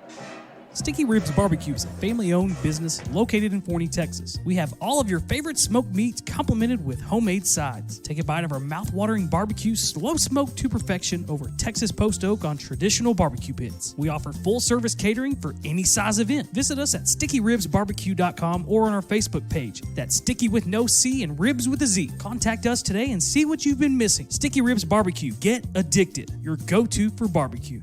Hey Falcons fans, are you looking for a local streamlined real estate experience? I'm John Finkenbeiner with Exalt Realty, and in my 12 years in real estate, I have perfected the art of keeping the process of buying and selling simple and easy. Whether it's a buyer's or a seller's market or somewhere in between, make sure you call me, John Finkenbeiner, where real estate is made easy at 469-556-8392. Go Falcons! Football season is in full swing. Elevate your game day experience with Edible Arrangements. Their fresh, handcrafted fruit is dipped in rich chocolate to create delicious, indulgent party platters. Visit the nearest Edible location in Rockwall or call 972-771-6454. You can also check them out at edible.com. Be sure to mention the code word Goonville on your next order and receive 10% off. Let Edible help you win your next game day before it even starts. Our hometown Taco Casa is proud to support the outstanding programs of North Forney High School, the amazing staff, and great students. Taco Casa, still the same since 1972. Real fresh, real food, real good. Your next new car is waiting for you at Musser's Chevrolet in Terrell. Musser's has been in business since 1962, making great deals on new and pre-owned cars and trucks. They also offer top-of-the-line automotive service by trained technicians with the most current diagnostic and repair equipment available. And they'll even offer you a free loan car while your GM car is serviced. Visit Musser Chevrolet today for your new Chevrolet or quality pre-owned vehicle. Musser Chevrolet is at 1212 Westmore Avenue in Terrell. You're listening to North Forney Falcons football on the Goonville Radio Network.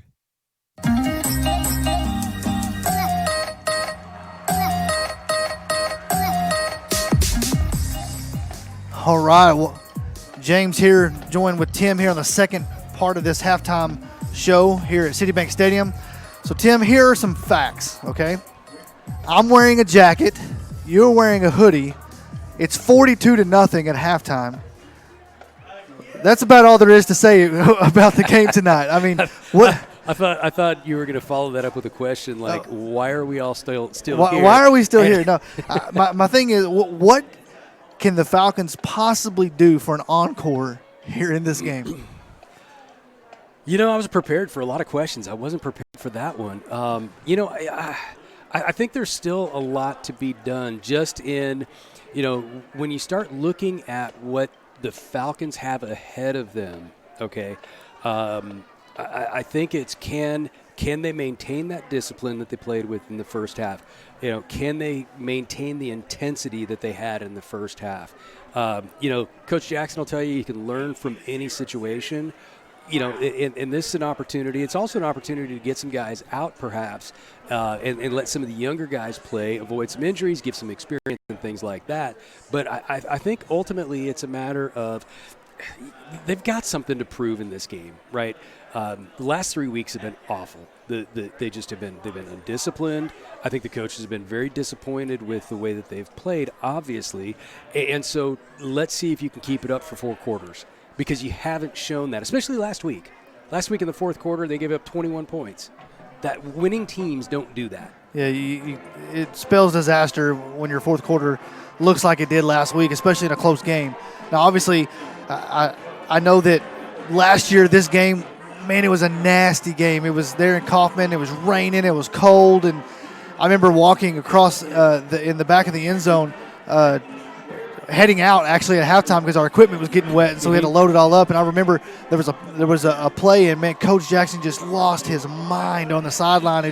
That's how the whole night went. They started well, but then man, in the second quarter last year, it just went downhill from there. And I think if you're North Forney here, you obviously you want to come out with intensity, but the question is, they came out offensively and threw it deep 2 times there on the for that touchdown with three plays in that first drive, and they came out aggressively. Can you play with intensity but yet play according to the game as well, and maybe run the ball a little more and run some clock and things like that? Yeah, you know what? I absolutely think that's going to be part of the plan because outside of the 70-yard run for Ty, their run game hasn't really done a lot in this one. And so I think, this is an opportunity for them to try some things, see what works.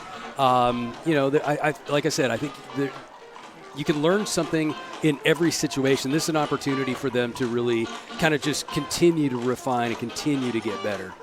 Yeah, I think it's like you're saying, the intensity is the big key. Obviously, you're probably going to begin to see a lot more reserves in the game. I think we'll see a lot more of Kirk in the running, even Nemo getting some snaps on the offensive side of the ball, and maybe have some reserves on the defensive side of the ball so they don't get worn out. Obviously, playing both ways.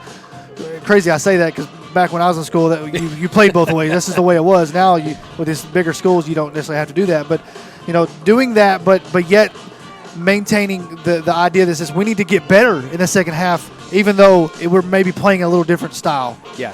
Well, so here's the thing. I think that the first 3 games that North Forney played this year, you saw what happened.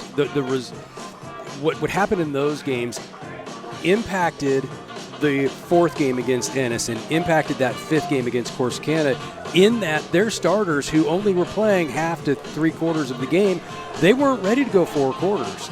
And so I think that you really have to be wary of that, of letting these teams off essentially letting them off the hook. Sure. Because at the end of this, hopefully, is going to be the playoffs. And when you get into the playoffs, you're not going to have a whole lot of games where your starters are only playing half to three-quarters of the game. Yeah. So they got to be prepared to go 100% intense four quarters. Yeah, absolutely. It's the second half of this one's going to be just as much physical it's going to be a mental challenge for them to stay interested and stay in tune with every single play and the effort to be there every single play, and not give up these big plays. And at the end of this game, say, man, you know what? We hung a 0 on the board as a defense. And I think after the Forney game, I think that they were a little disappointed that they did give up those 10 points because those points didn't need to be scored. Yeah. So speaking of defensively, absolutely no pass attack from the Kaufman. It allows, as Andrew calls them, the guardians of Goonville to really key on the run. And so can Kaufman, from your mindset, can Kaufman build on anything offensively to give the Falcons defense a decent look in the second half to get better? From what I saw in the first half, no, they can't. When the first pass that they threw was intercepted, returned for the touchdown. The second pass, I thought, okay, well, they're going to roll them out. They're going to kind of put the defense maybe a little bit on edge there, and he just put it right into LaMarcus's chest. I don't know, unless my only thought is that perhaps they go to a different quarterback. Billy Colin. He's played some there. Yeah.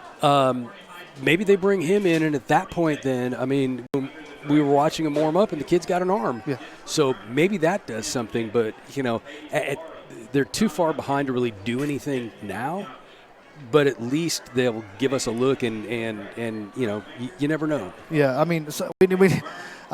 not trying to be negative by any ways, towards Kaufman or anything like that, but, our scout team probably does a better job of giving us a decent look here, but I think there was a time there on that second interception where he was really rolling to his right. He was throwing with he's left-handed. Mm-hmm.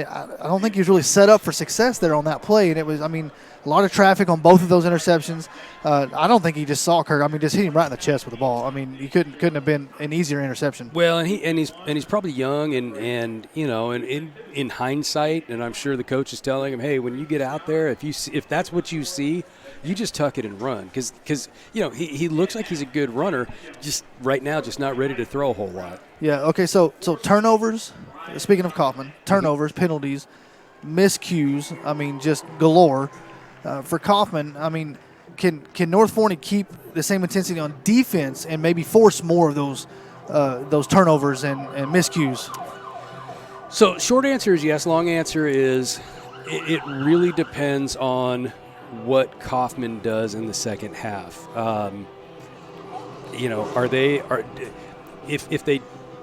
Do they think they have a chance? Do they think this is something where they can, I don't know what they get out of it really.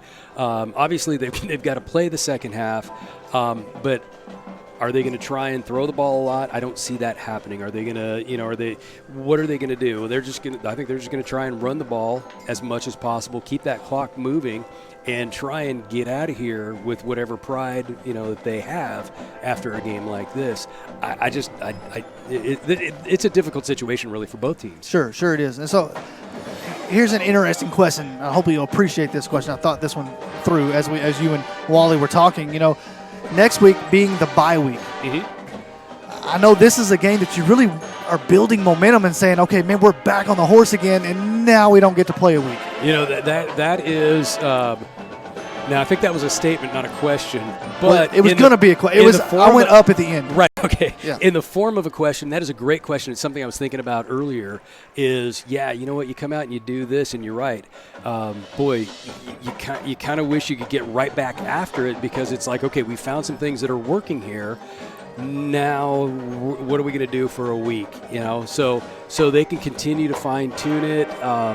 and hopefully they don't lose any of this momentum because, boy, we really haven't seen this team, and I don't care who's out there, if this is Corsicana, if this is Ennis, if this is Greenville, if we play like we're playing tonight, if we'd played that the last 3 games, I can almost guarantee we'd be 2-1 or 3-0. I mean, this is just a different team. Sure. You got some different players in different positions right now, Yep. and I think everybody's out there with something to prove. I mean, they've taken ownership of this thing. Yeah, I think one of the biggest keys there is, we've seen that they've handed the reins to Ty Collins there in the backfield. And I remember against Ennis, it was like, man, okay, where is he? Because when he was in, he was so effective. You just see a whole lot of him, And so I think that you're talking about different players in different positions. Him stepping up in the lead role at the running back position, I think is going to do wonders for him. And this is a perfect opportunity for him to really rack up some confidence moving forward. Yeah. So, one of the things that I've always told my boys is earning the position is just the beginning, right? And that's the easy part. Winning the position is the easy part. It's keeping it, keeping the position that's the difficult part. That's when the hard work starts. Well, a lot of people, a lot of kids, 16, 17-year-olds, they're going to step out there and they're going to go, okay, you know what? I'm the man now, and not feel like they have to continue working.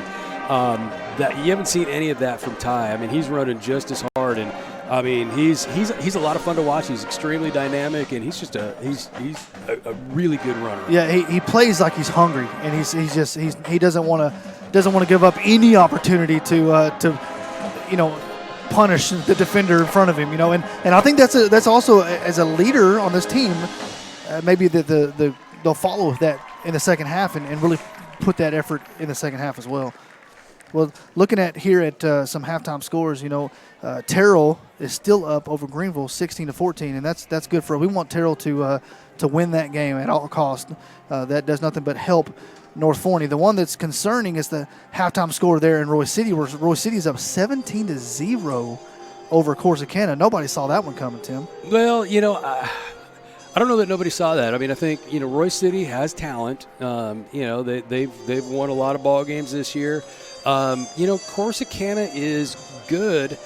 I just, I think there's still some question marks. I mean, that game that we played, we didn't play well, and we were still in that game and probably should have won it. So, I don't know that I'm necessarily surprised. I don't think we really knew that much about Roy City, and boy, they're going out there, and it looks like they're proving it tonight. Yeah, and then you got, obviously, Ennis is up 21-7 over Sulphur Springs there in Sulphur Springs. So we still got a lot of game left here. We're getting pretty close here to the end of halftime, and so we're going to take a step away, and when we come back, we'll get ready. Wally will jump back on with us, and we will get ready for the second half. Until then, this is North Forney Falcon football on YouTube and SHN Sports. Sticky Ribs Barbecue is a family-owned business located in Forney, Texas. We have all of your favorite smoked meats complemented with homemade sides. Take a bite of our mouth-watering barbecue, slow smoked to perfection over Texas post oak on traditional barbecue pits. We offer full-service catering for any size event. Visit us at stickyribsbarbecue.com or on our Facebook page. That's Sticky with no C and Ribs with a Z. Contact us today and see what you've been missing. Sticky Ribs Barbecue. Get addicted. Your go-to for barbecue. Hey Falcons fans, are you looking for a local streamlined real estate experience? I'm John O'Finkenbeiner with Exalt Realty, and in my 12 years in real estate, I have perfected the art of keeping the process of buying and selling simple and easy. Whether it's a buyer's or a seller's market or somewhere in between, make sure you call me, John O'Finkenbeiner, where real estate is made easy at 469-556-8392. Go Falcons! Football season is in full swing. Elevate your game day experience with edible arrangements. Their fresh, handcrafted fruit is dipped in rich chocolate to create delicious, indulgent party platters. Visit the nearest edible location in Rockwall or call 972-771-6454. You can also check them out at edible.com. Be sure to mention the code word Goonville on your next order and receive 10% off. Let Edible help you win your next game day before it even starts.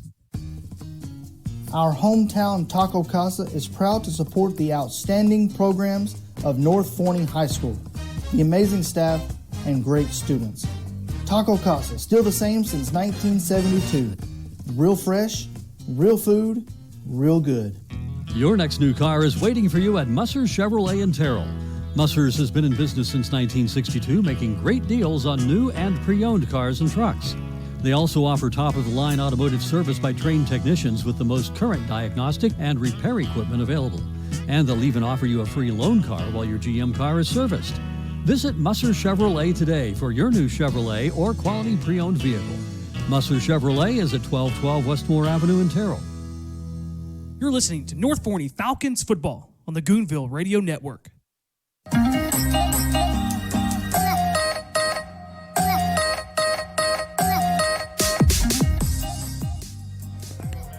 All right, 42-0.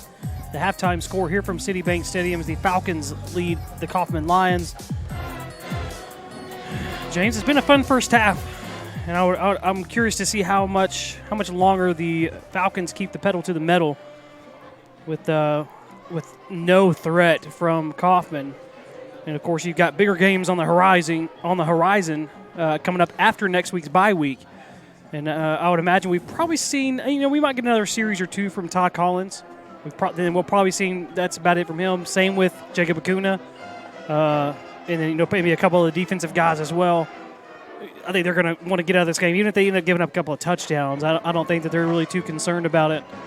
But I think for the most part, they're going to look to get some of their second-team guys in from here on out. Well, I hope you still see the Falcons obviously playing hard, but I think you're going to see a different strategy probably in the second half. I think you're going to see a lot more run, maybe not going quite as fast, even though I think Coach Jackson will tell you no matter what, that's who they are. But I imagine they won't go quite as fast, and they'll run the ball some more. And then I look to see them just stop the run game from Kaufman, because it really is there at the end of the second half, or excuse me, the second quarter. Kaufman kind of started to run the ball a little bit and kind of getting some gas plays there. And I think you take that away, and then you run the ball some more yourself, and you just get out of here, fairly quickly, as quick as you can. Well, and healthy. Healthy is the key. And, especially with Collins kind of being the main back, the only back right now that's got a lot of experience.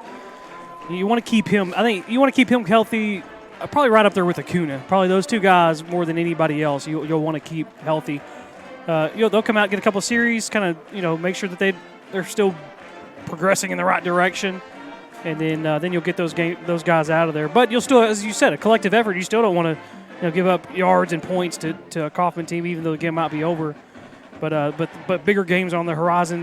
They're already 42 in the first half. I would expect them to come out with the pedal down on the metal, at least for the first couple of series. Kaufman will get the ball to start things off, so that should help them get some momentum, if nothing else.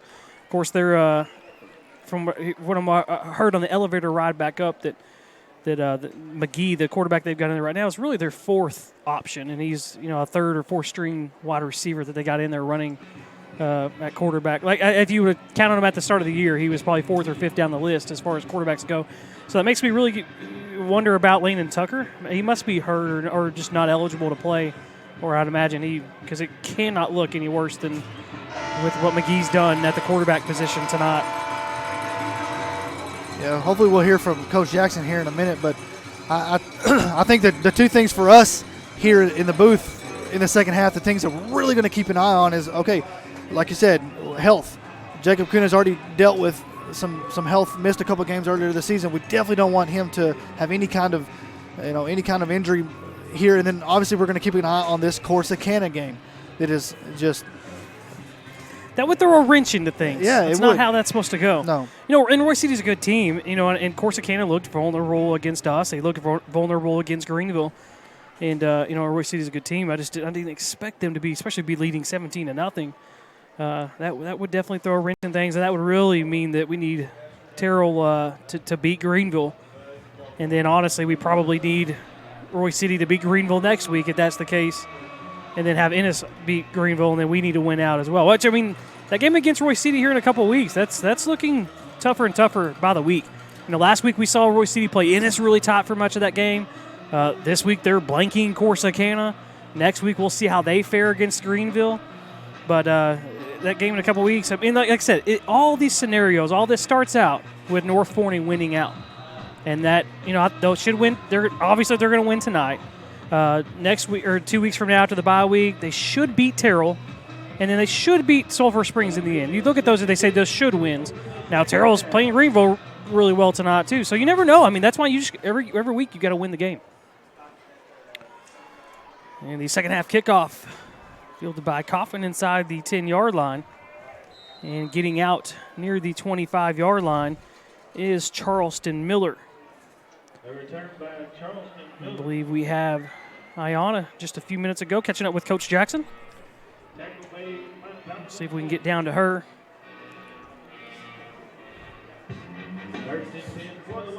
The Lions will start out from their own 24-yard line,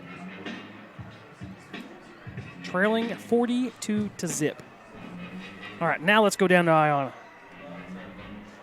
Thanks, Wally. I'm here with Coach Jackson. With the quarterback really struggling for Kaufman, do you stack against the run and dare Kaufman to throw it? Yeah, pretty much that's what we've done, and our guys have done a great job of securing the ball, really not giving a lot of hope.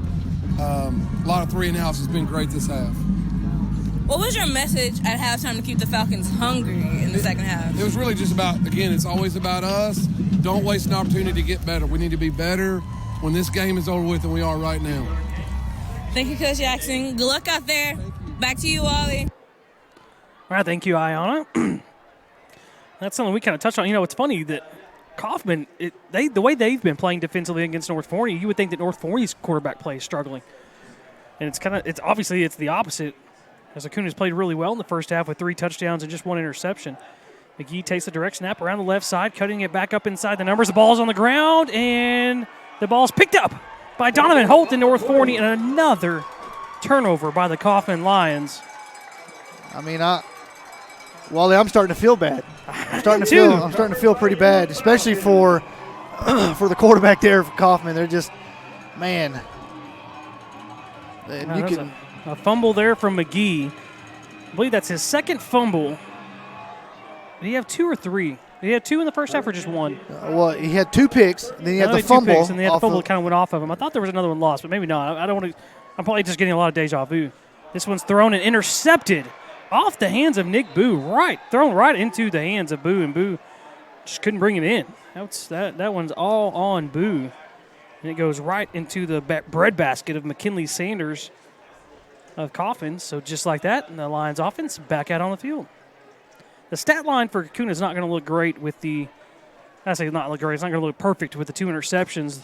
The first half one was a really nice defensive play, that diving attempt that I'm not sure was an interception, but they rolled it as one. That time right there, you can't throw it any better. It's why he's wide open, threw it right to his hands, and he just bounced right off of him.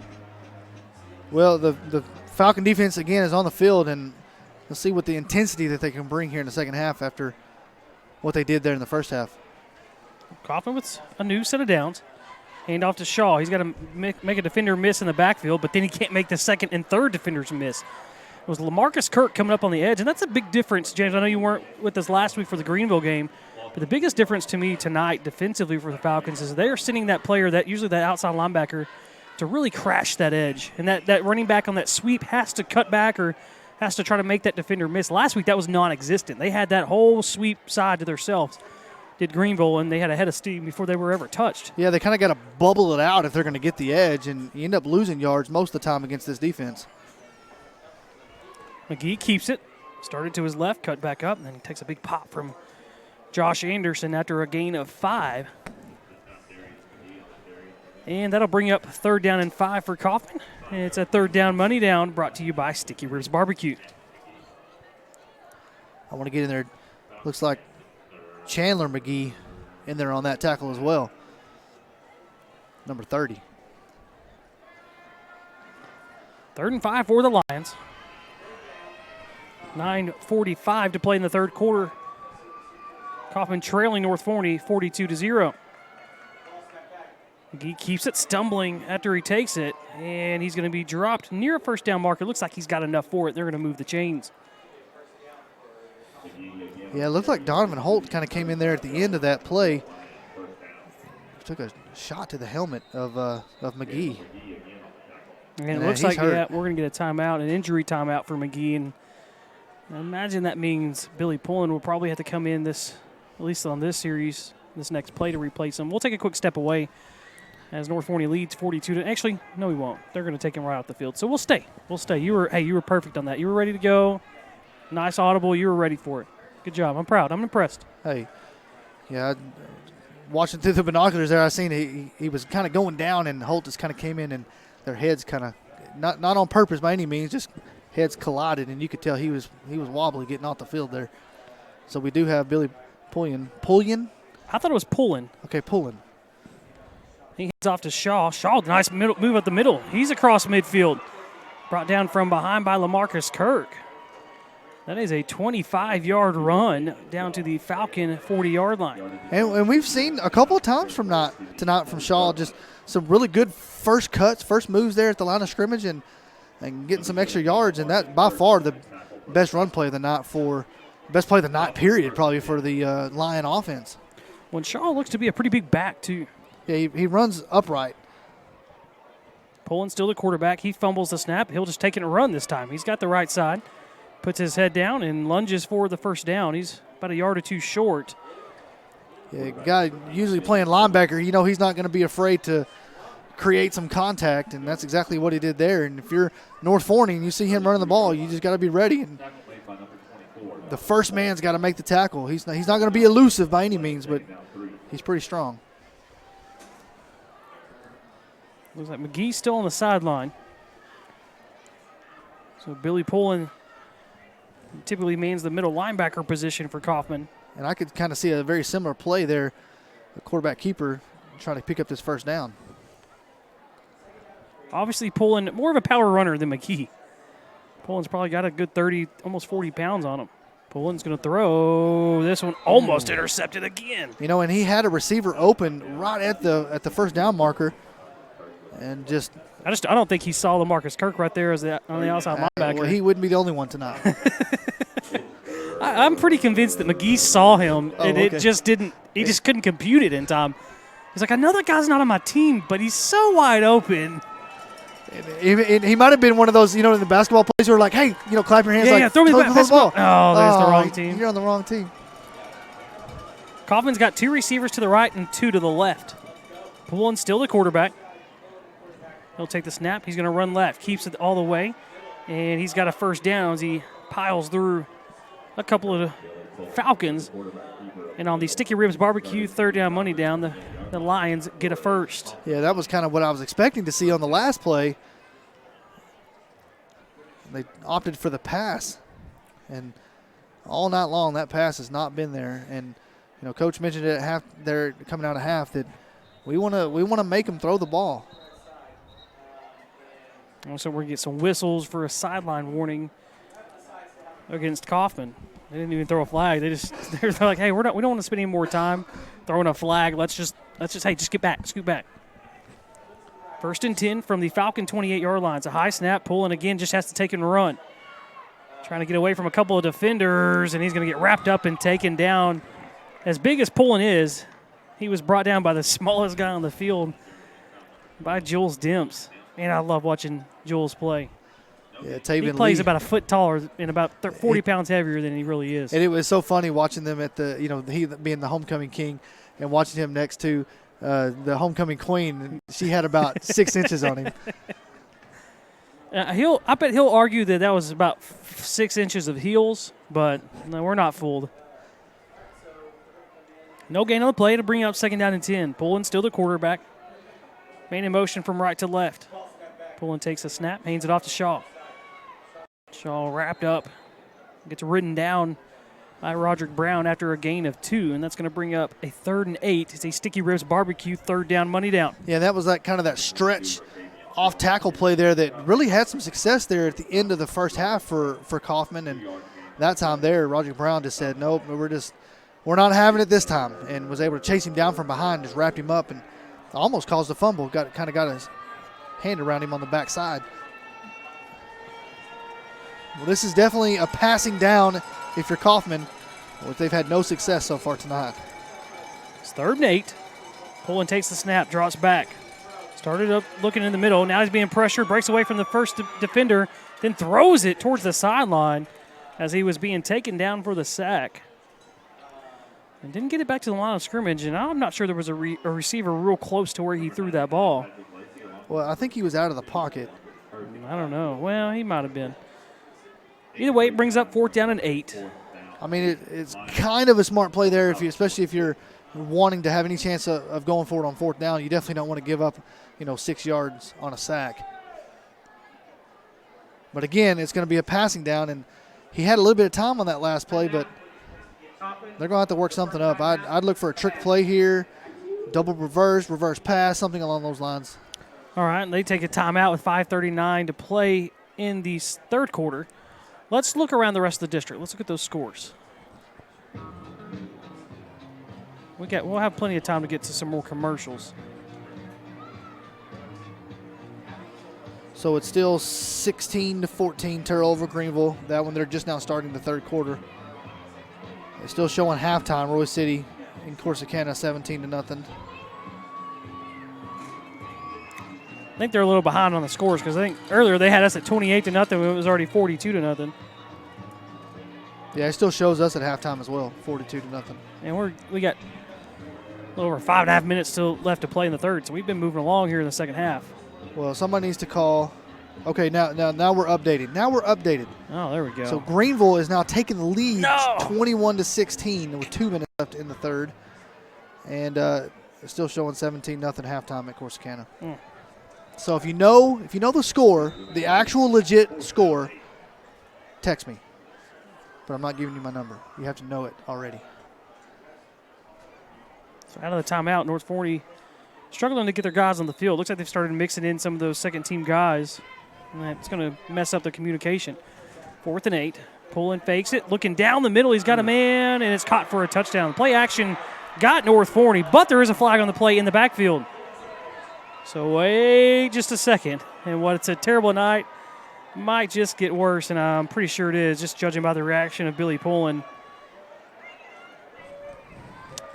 Well, it happened real quick, so, I mean, if it was a hold, it had to be right off it.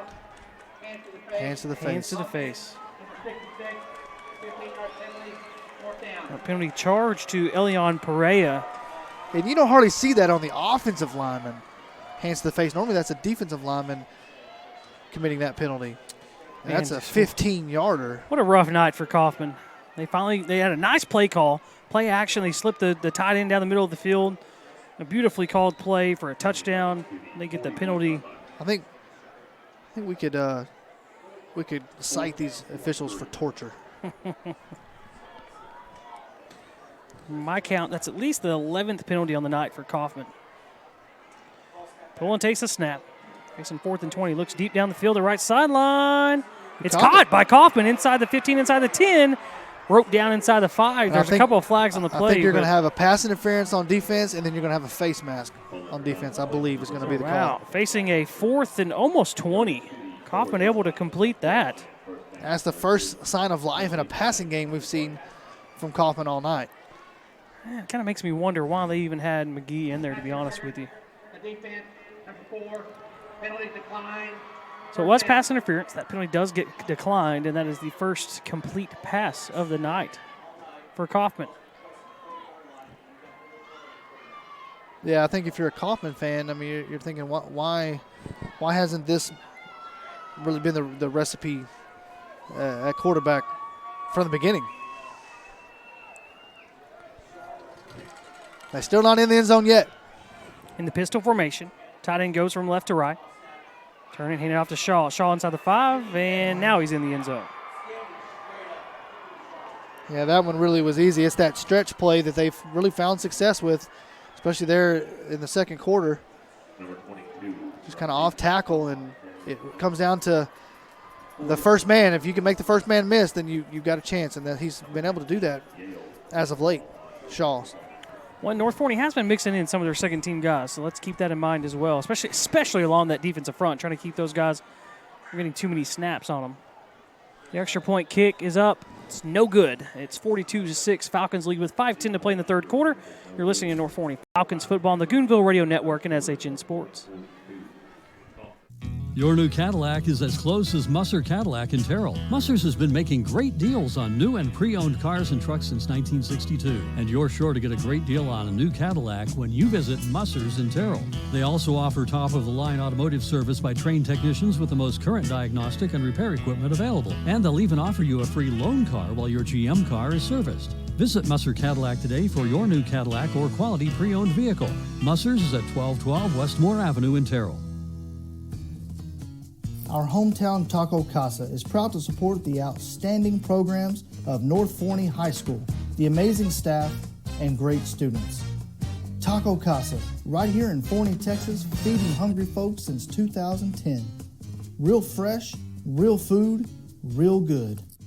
You're listening to North Forney Falcons football on the Goonville Radio Network.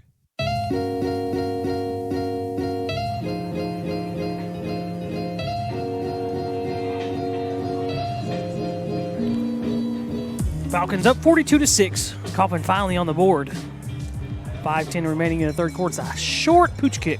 Came out and runs underneath it. Calls fair catch at the 35-yard line. I do want to give a quick shout out to inforney.com. Of course, they're gracious enough to let me write game recaps every week for North Forney on their website, on their Facebook news page, inforney.com. Well, they left us a little message this week with some food. Last year we got fed pretty well up here by the school district. The school district decided not to feed us as well this year. But Inforney.com taking care of us this week by sending up some Chick-fil-A and a sweet little note saying they appreciate the North Forney broadcast.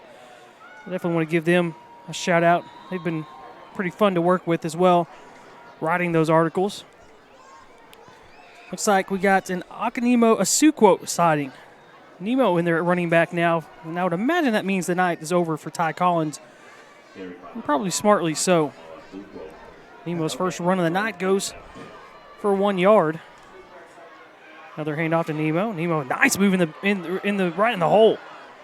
Bounces this one outside, and he's got a first down run. Nemo. All it's going to take for Nemo to have one just right down the middle of the field for a huge play is for me to call it. No, I'm not saying I need to. I'm saying it seems like every time I make the call, he's the one with the big play. Well, it was against, I think it was the opening week against Frisco Heritage. Later in the game, he came in to run, and he ran a 49-yard touchdown run on his first carry of the night. He went untouched for 49 yards and a touchdown. So his numbers look pretty good on the year.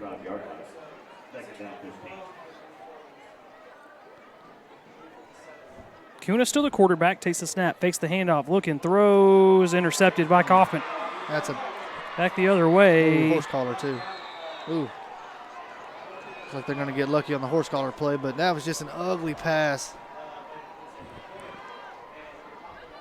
I'm not sure if it's just miscommunication on the route, but it's one of those, he just threw it right to him. And there were two receivers right next to each other. I don't know if one of them was supposed to be blocking and setting up the screen, but they both kind of they went and turned around and stood, and both defenders are right there too.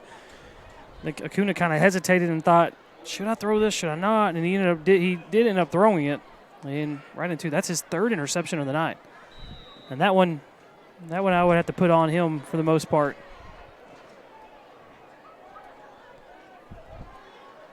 So Kaufman back with the ball at the Falcon 33-yard line. Hand off to Shaw. Shaw met in the backfield by Patrick Lacey, and he goes nowhere. Actually, he's a loss of 3 on the play. Wally Watt, we're giving shout-outs here. I don't know if you saw it or not. We're not giving shout-outs anymore. It's over. That was a couple minutes ago thing. So second down and 15. Go ahead. You can give a shout-out. Are you sure it's okay? It's okay, yeah. Okay.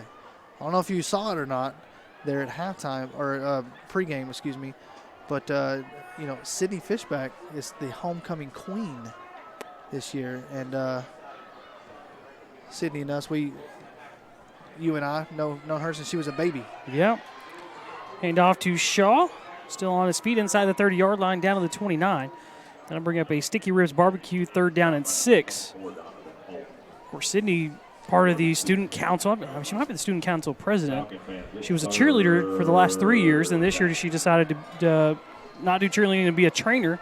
So she's down on the field right now, I would imagine, as a trainer, after she took off the gown and put on the trainer outfit.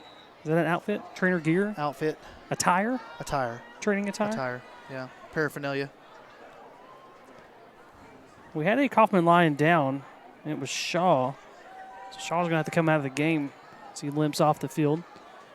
In to replace him is Deslin Daniels. And we got a money down approaching.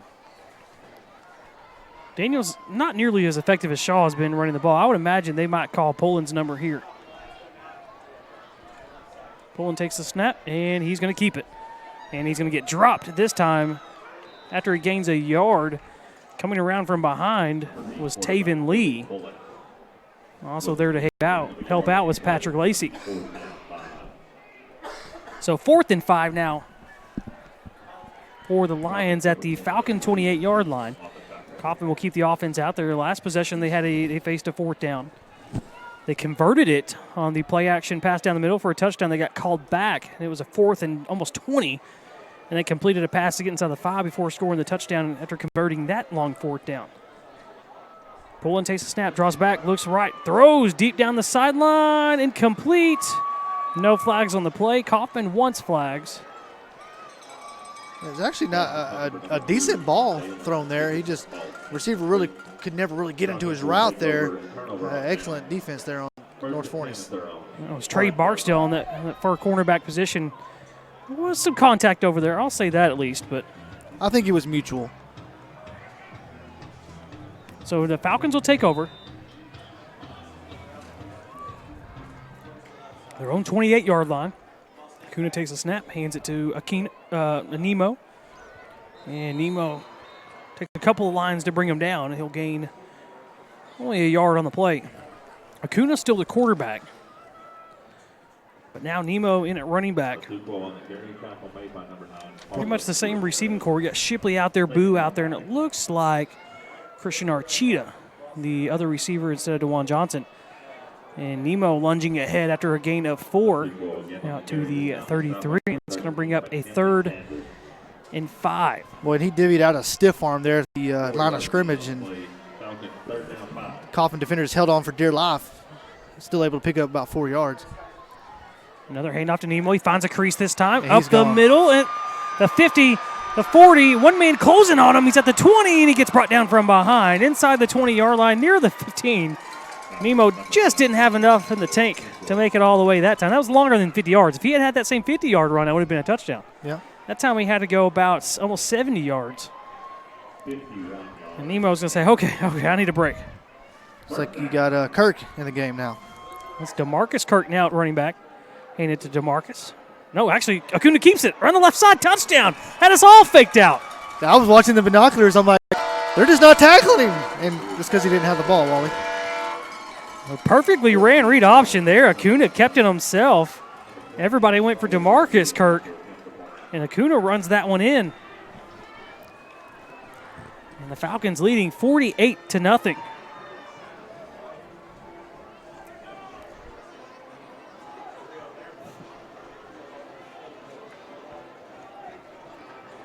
Rodriguez for the extra point. And it's through the uprights. No, it's not through the uprights. I get fooled every time. 48-6, the Falcons leading with 11 seconds to play in the third quarter. We'll be right back after this. You're listening to North Forney Falcons football on the Goonville Radio Network and SHN Sports. Hey Falcons fans, are you looking for a local streamlined real estate experience? I'm John Finkenbeiner with Exalt Realty, and in my 12 years in real estate, I have perfected the art of keeping the process of buying and selling simple and easy. Whether it's a buyer's or a seller's market or somewhere in between, make sure you call me, John Finkenbeiner, where real estate is made easy at 469-556-8392. Go Falcons! Sticky Ribs Barbecue is a family-owned business located in Forney, Texas. We have all of your favorite smoked meats complemented with homemade sides. Take a bite of our mouth-watering barbecue, slow smoked to perfection over Texas post oak on traditional barbecue pits. We offer full-service catering for any size event. Visit us at stickyribsbarbecue.com or on our Facebook page. That's Sticky with no C and Ribs with a Z. Contact us today and see what you've been missing. Sticky Ribs Barbecue. Get addicted. Your go-to for barbecue. You're listening to North Forney Falcons football on the Goonville Radio Network.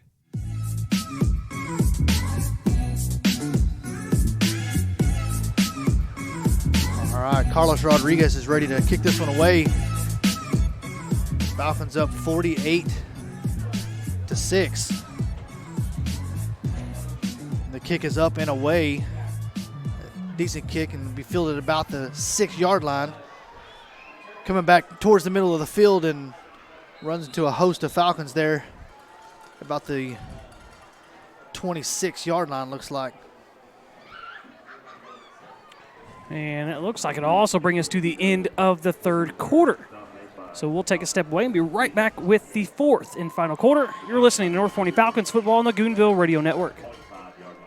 Hey Falcons fans, are you looking for a local streamlined real estate experience? I'm John O'Finkenbeiner with Exalt Realty, and in my 12 years in real estate, I have perfected the art of keeping the process of buying and selling simple and easy. Whether it's a buyer's or a seller's market or somewhere in between, make sure you call me, John O'Finkenbeiner, where real estate is made easy at 469-556-8392. Go Falcons! You're listening to North Forney Falcons football on the Goonville Radio Network.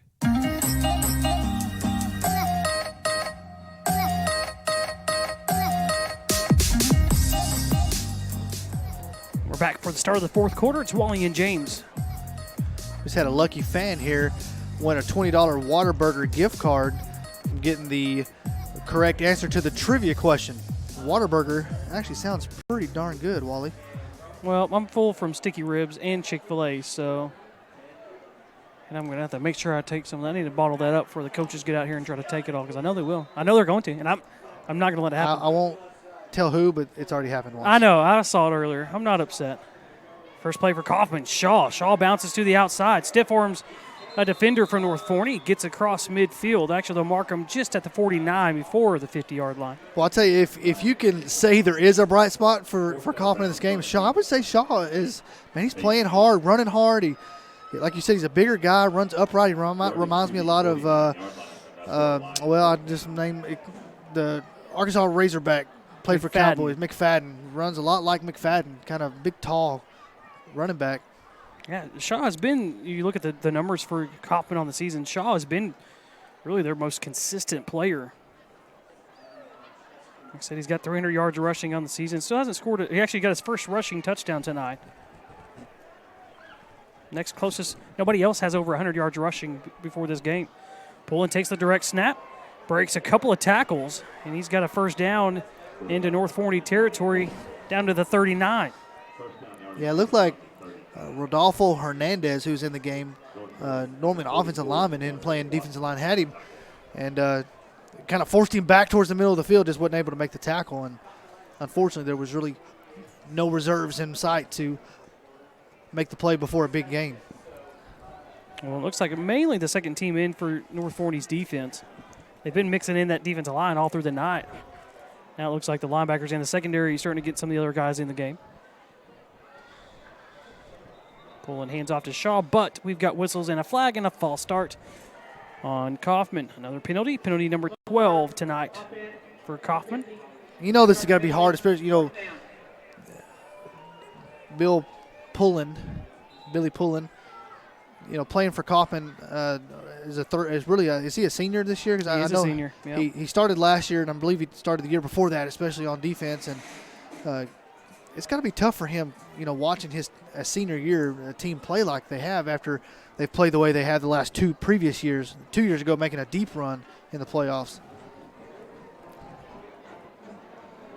And off to Shaw. Shaw up the middle. And gets wrapped up by a couple of Falcons. It really reminds me a lot of the Forney teams right after, they had Caleb Haney. I think he graduated 04. 04, yep. And they were so good those couple years leading up. And even that year, they made a couple rounds deep. They were in 3A. The year after he leaves, 05, Forney moves to 4A. And it's like they kind of got a double punch. They moved up to the higher class, and they lost a bunch of talent. Kaufman had their talent for the first year in 5A, but then they lost a bunch of that talent. And now that jump, it seems really like that jump starting to catch up to him. Hand off to Shaw. Shaw started up the middle, then bounced it outside. Still on his feet. A gain of 7.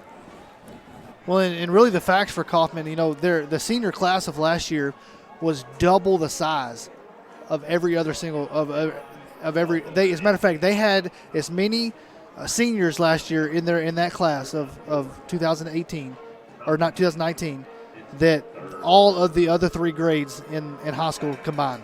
Wow. And so that had a lot to do with why they moved up to 5A. They made it just barely.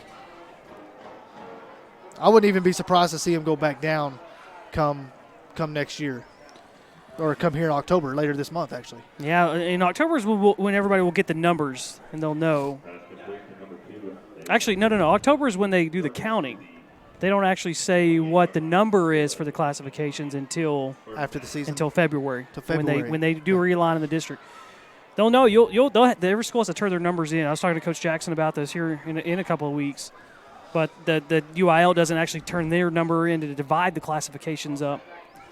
Poland looking deep down the left sideline. He's got a man in the end zone, and it is caught. A nice play. Good coverage. Catch. Going up and getting that one for Kaufman was Charleston Miller. And that was actually Jacob Donaldson in coverage there. Yeah, well, probably the best cornerback on the team.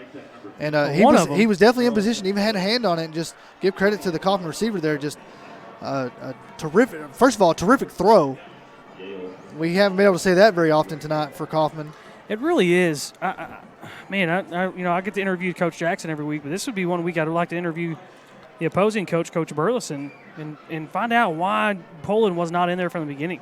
Not that they would have made a huge difference in the outcome of the game, but you've clearly seen that he's a way more competent passer than McGee is, and honestly, probably about the same runner effectiveness. Totally different styles of running. Poland's obviously the bigger, more power running back. McGee kind of the speedier, more athletic, but probably equal running the football. But Poland has already shown a couple of times that he's got some good finesse down the field with those deep throws, and it makes me wonder what Coach Burleson was thinking. I mean, unless you're thinking, what is McGee? So McGee is a junior. Okay, so maybe you're thinking for next year. The only thing I can think of is you feel you're already out of it. But the quarterback they've had to play a lot this year, Landon Tucker, is only a sophomore. So I just maybe Tucker's I don't know. just maybe he said he's not playing football anymore, and yeah. so they're having to think about what they're going to do next year. Well, they better rethink again. That's all I can say. 48-12, and the extra point does make it through. That was ugly. It was ugly, but it made it through. 48-13, North Forney leads. We'll take a step away. Be right back here on the Goonville Radio Network and SHN Sports. Our hometown Taco Casa is proud to support the outstanding programs of North Forney High School, the amazing staff, and great students. Taco Casa, still the same since 1972. Real fresh, real food, real good. Your next new car is waiting for you at Musser's Chevrolet in Terrell. Musser's has been in business since 1962, making great deals on new and pre-owned cars and trucks. They also offer top-of-the-line automotive service by trained technicians with the most current diagnostic and repair equipment available. And they'll even offer you a free loan car while your GM car is serviced. Visit Musser's Chevrolet today for your new Chevrolet or quality pre-owned vehicle. Musser's Chevrolet is at 1212 Westmore Avenue in Terrell. You're listening to North Forney Falcons football on the Goonville Radio Network.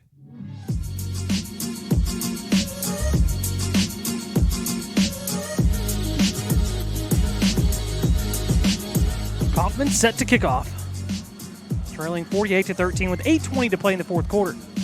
It's a high, short pooch kick. It's going to bounce in the middle of the field and be picked up by DeJuan Johnson, I believe. Actually, no, that was Nick Boo. Boo brings it out across the 30-yard line to the 32. And that is where the Falcons will start offensively. We want to get some scores from around the district, but we're having trouble with our handy-dandy football app. Okay, so I think I've got a pretty good set right here. So Greenville leading Terrell, 7 minutes to play in the fourth quarter, 28-16. Yeah, that's what I got. Roy City beating Corsicana in the third quarter, 20-0. See, it still shows 7 minutes, and it's been that for since we were in the third quarter. Ennis beating Sulphur Springs, 28-7 in the fourth quarter. And then, of course, the game we've got here, 48-13. The score is not going the way you want as a Falcon fan. Greenville starting to pull away from Terrell in that one.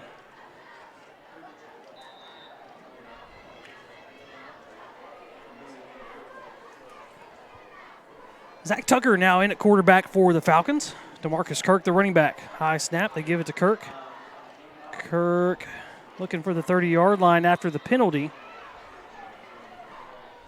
And he'll get the 30. And that brings up 2nd down and 12. Of course, next week, the Falcons are off. They have a bye week. Chance to rest up. If you like chili, that's a time to get some chili. Of course, it's a big game between Greenville and Roy City next week. They'll have some implications for North Forney. Kurt puts his head down and bowls over a Lion defender out to the 35, and that's going to bring up 3rd down and 7. 7.5 minutes to play here in the 4th. After the bye week, the Falcons will travel to Terrell, take on the Tigers. High snap over the head of Tucker. Tucker's just going to have to get on. It takes a knee, and then takes a big hit from Poland, and there's no flags. Tucker had just kind of went to a knee and took the ground. He never came up, never went anything, and Poland pretty hard hit on him. I thought there might be a flag there, but North Forney will have to punt. Well, that was the punt. I thought. Oh, maybe not. Well, and after so we got the bye week next week, Terrell the week after that. And then you've got the big game against Roy City. It's here at home. And then the final game of the year will be at Sulphur Springs. This ball finally rolls down at the 48 of North Forney. So Kaufman starts with good field position. And Kaufman's left their starters out there. North Forney has mixed in some of their reserves. So, again, those scores from Greenville, I mean, we assumed Greenville would beat Terrell. But the Roy City one's kind of throwing a wrench into things. Like I said, that we assumed that Innocent Corsicana would beat those other teams and it'd be all fine. Well, no, that's not quite the case. Well, we know there's a lot of football still to be played. Next week is a big game, Greenville, Roy City. Well, at the end of the day, you can control what you can control, and that is you go out and play the games you play, and you win the games you play in. North Forney's done that tonight so far against Kaufman. Pullen fakes the handoff. He's going to throw down the sideline, got a man, but he's completely underthrows him. It was Shaw out of the backfield on the wheel route, and Pullen just left it short by about 5 yards. Really the first errant pass that we've kind of seen from him. I'm kind of interested to see him kind of throw the ball some more. Just to, what exactly do they have there? 6.5 minutes to play in the 4th quarter. Kaufman facing a 2nd down and 10 from the Falcon 48. Pulling alone in the shotgun, and we've got movement from Kaufman. Looks like everybody offsides there except the center.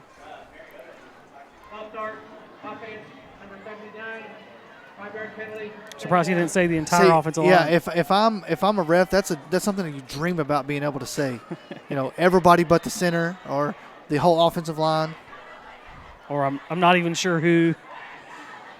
Too many to count. All white jerseys. That backs him up 5 yards. It'll be 2nd down and 15 now for Kaufman. Man in motion from right to left. Hands off to Shaw. Shaw's got the left side. He meets up with DeMarcus Kirk. And Shaw stumbles to the ground. I was waiting for that big collision, but they both kind of avoided it from each other. There's Albert DeBose actually in on number 20. DuBose. Albert DuBose played a lot last year. He did. I remember calling his name a lot. Hasn't played as much this year. And what is a really talented kind of secondary, really a back seven for North Forney between the Kirks and Demps and Barksdale and Donaldson.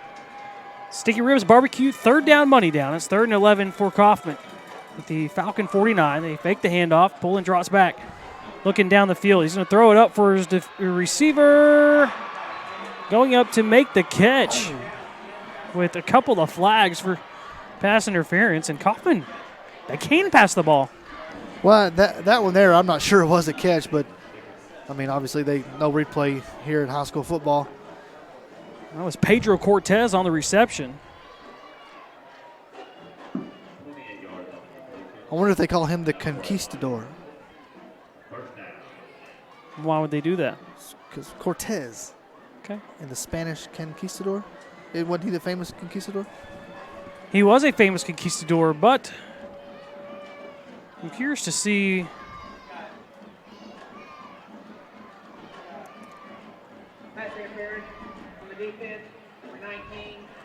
So there is pass interference. Yeah, they started walking the ball Yeah, back. I thought they were coming back, and it looked like some of the Kaufman players were mad. But it ends up being a penalty on North Forney. Almost 5 minutes to play in the fourth quarter. North Forney coasting to their fourth win of the year, looking to get back above 500. They're 3-3 coming into this one. Looking to move to 2-3 on the year in district play. Pulling draws back, throws another one deep down the end zone. This time it goes incomplete. Yeah, and receiver didn't have a chance on that one. He's kind of overthrew it. Even if he'd have caught it, he'd have been out of bounds. But good coverage nonetheless. And brings up 2nd down and 10 now.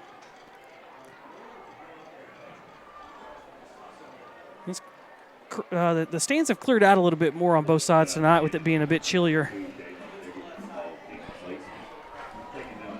Pulling the quarterback, takes a snap, hands off to Shaw. Shaw dances his way through the middle, still on his feet. Finally gets pulled down after a gain of 6. And it's going to bring up a Sticky Ribs Barbecue 3rd down, money down. It's 3rd and 4 now for Kaufman at the Falcon 14-yard line. 4.5 to play in the fourth. yeah, the last 3 or 4 plays have been set up the same way. Kind of handoff, or we're going to pull it back and throw it in the play action, but set up the same way. Let's see if they continue with that same setup here. In the pistol formation, turning hand off to Shaw. Shaw, a little bit of space to run, breaking tackle, still on his feet inside the 5-yard line. Falcons had him with a chance to keep him short of the first down chain. But able to break a couple of tackles and get to the 5-yard line. And we've got an injured line on the play, as Nemo makes his way back out to play defensive end. We'll give credit here to especially Shaw and Pullen coming in there as the reserve in the quarterback position. These guys have not shown any quit. I mean, they're still playing hard. That's a hard thing to do, being down 48-0 at one point. Under 3:50 to play in the fourth. Pulling hands to Shaw. Shaw looking for the end zone, and he's got it untouched. Again, Kaufman has left their entire offensive, like their starting offensive unit out there. North Forney is heavily mixed in their second guys, pretty much almost entirely got that second unit in. Well, I think this is what Coach meant when he was talking about let's be better, here at the end of the game than we were in the third quarter. A lot of that's going to come down to your reserves, and these are guys that are potentially going to play big roles. If injuries or things like that happen. So you want to get these guys in and see them play well against, let's be honest, not the greatest of competition. Well, and once North Forney gets the ball back, they're going to want to go, try to eat the rest of this clock up. There's 3:42 to play. I think it would be a win for the North Forney offense, even that second team, to say, hey, they're not getting the ball back.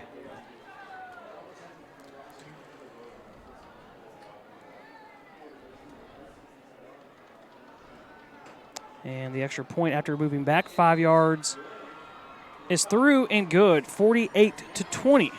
North Forney leading. Listening to North Forney Falcons football on the Goonville Radio Network. Your new Cadillac is as close as Musser Cadillac in Terrell. Musser's has been making great deals on new and pre-owned cars and trucks since 1962. And you're sure to get a great deal on a new Cadillac when you visit Musser's in Terrell. They also offer top-of-the-line automotive service by trained technicians with the most current diagnostic and repair equipment available. And they'll even offer you a free loan car while your GM car is serviced. Visit Musser Cadillac today for your new Cadillac or quality pre-owned vehicle. Musser's is at 1212 Westmore Avenue in Terrell. Our hometown Taco Casa is proud to support the outstanding programs of North Forney High School, the amazing staff, and great students. Taco Casa, right here in Forney, Texas, feeding hungry folks since 2010. Real fresh, real food, real good.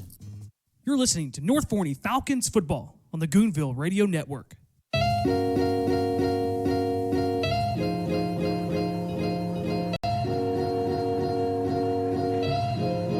Kaufman again set to kick off with 3:42 to play in the fourth quarter. Falcons have been leading big, 48 to 20. This one bounces off the hands of Boo. Boo chases it down at about his own 15. Now he's going to run to his left and cuts up field and gets brought down just as he crosses the 25-yard line. I need everyone to pay attention. We may have been fooled this whole night. I'm now receiving a score: Corsicana 21, Roy City 3. Yeah, I'm trying to get confirmation on that and see what we got going on here. It looks like this Dave Campbell's Texas Football Friday Night Lights app may be on some drugs here. Maybe taking some medication.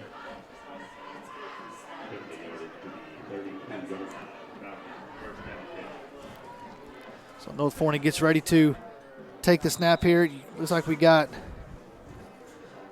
It's like Tristan Johnson at running back now. It looks like Zach Tucker in playing quarterback, and the handoff. Yeah, Tristan Johnson took the handoff and went nowhere. As a matter of fact, he's going to lose about 3 yards on the play.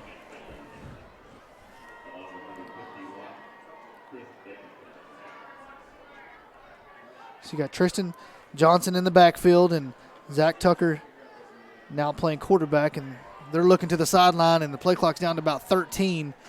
And you can tell they're doing exactly what you were saying, Wally. They're going to run this clock out, and you got Tucker in the quarterback position. He's going to hand off the ball to Thompson, and again, he is swallowed. This time he was able to make it back to about the line of scrimmage, but that is going to bring up a third down and about 4.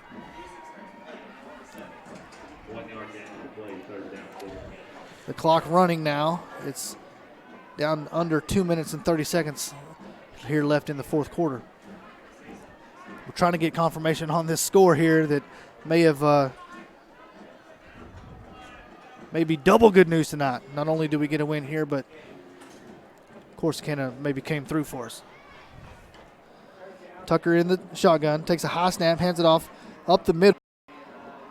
But again, really no room to run for Tristan Johnson here. So Max Preps has Roy City beating Corsicana 20-0. Okay, we saw that score a while ago. We don't know what to think. And with it now being fourth down, North Forney is going to be in punting formation. Carlos Rodriguez in to do the punting duties. Takes a chest-high snap and kicks it away. Looks like we got a call for a fair catch right around the 47-yard line there of North Forney. And Kaufman will get the ball back maybe one more last time here with just over a minute and a half left in the game. Both teams gathered, huddled up on either sideline, and I think if you're North Forney here, you just make your tackles, keep them in bounds. I don't see timeouts or anything being called.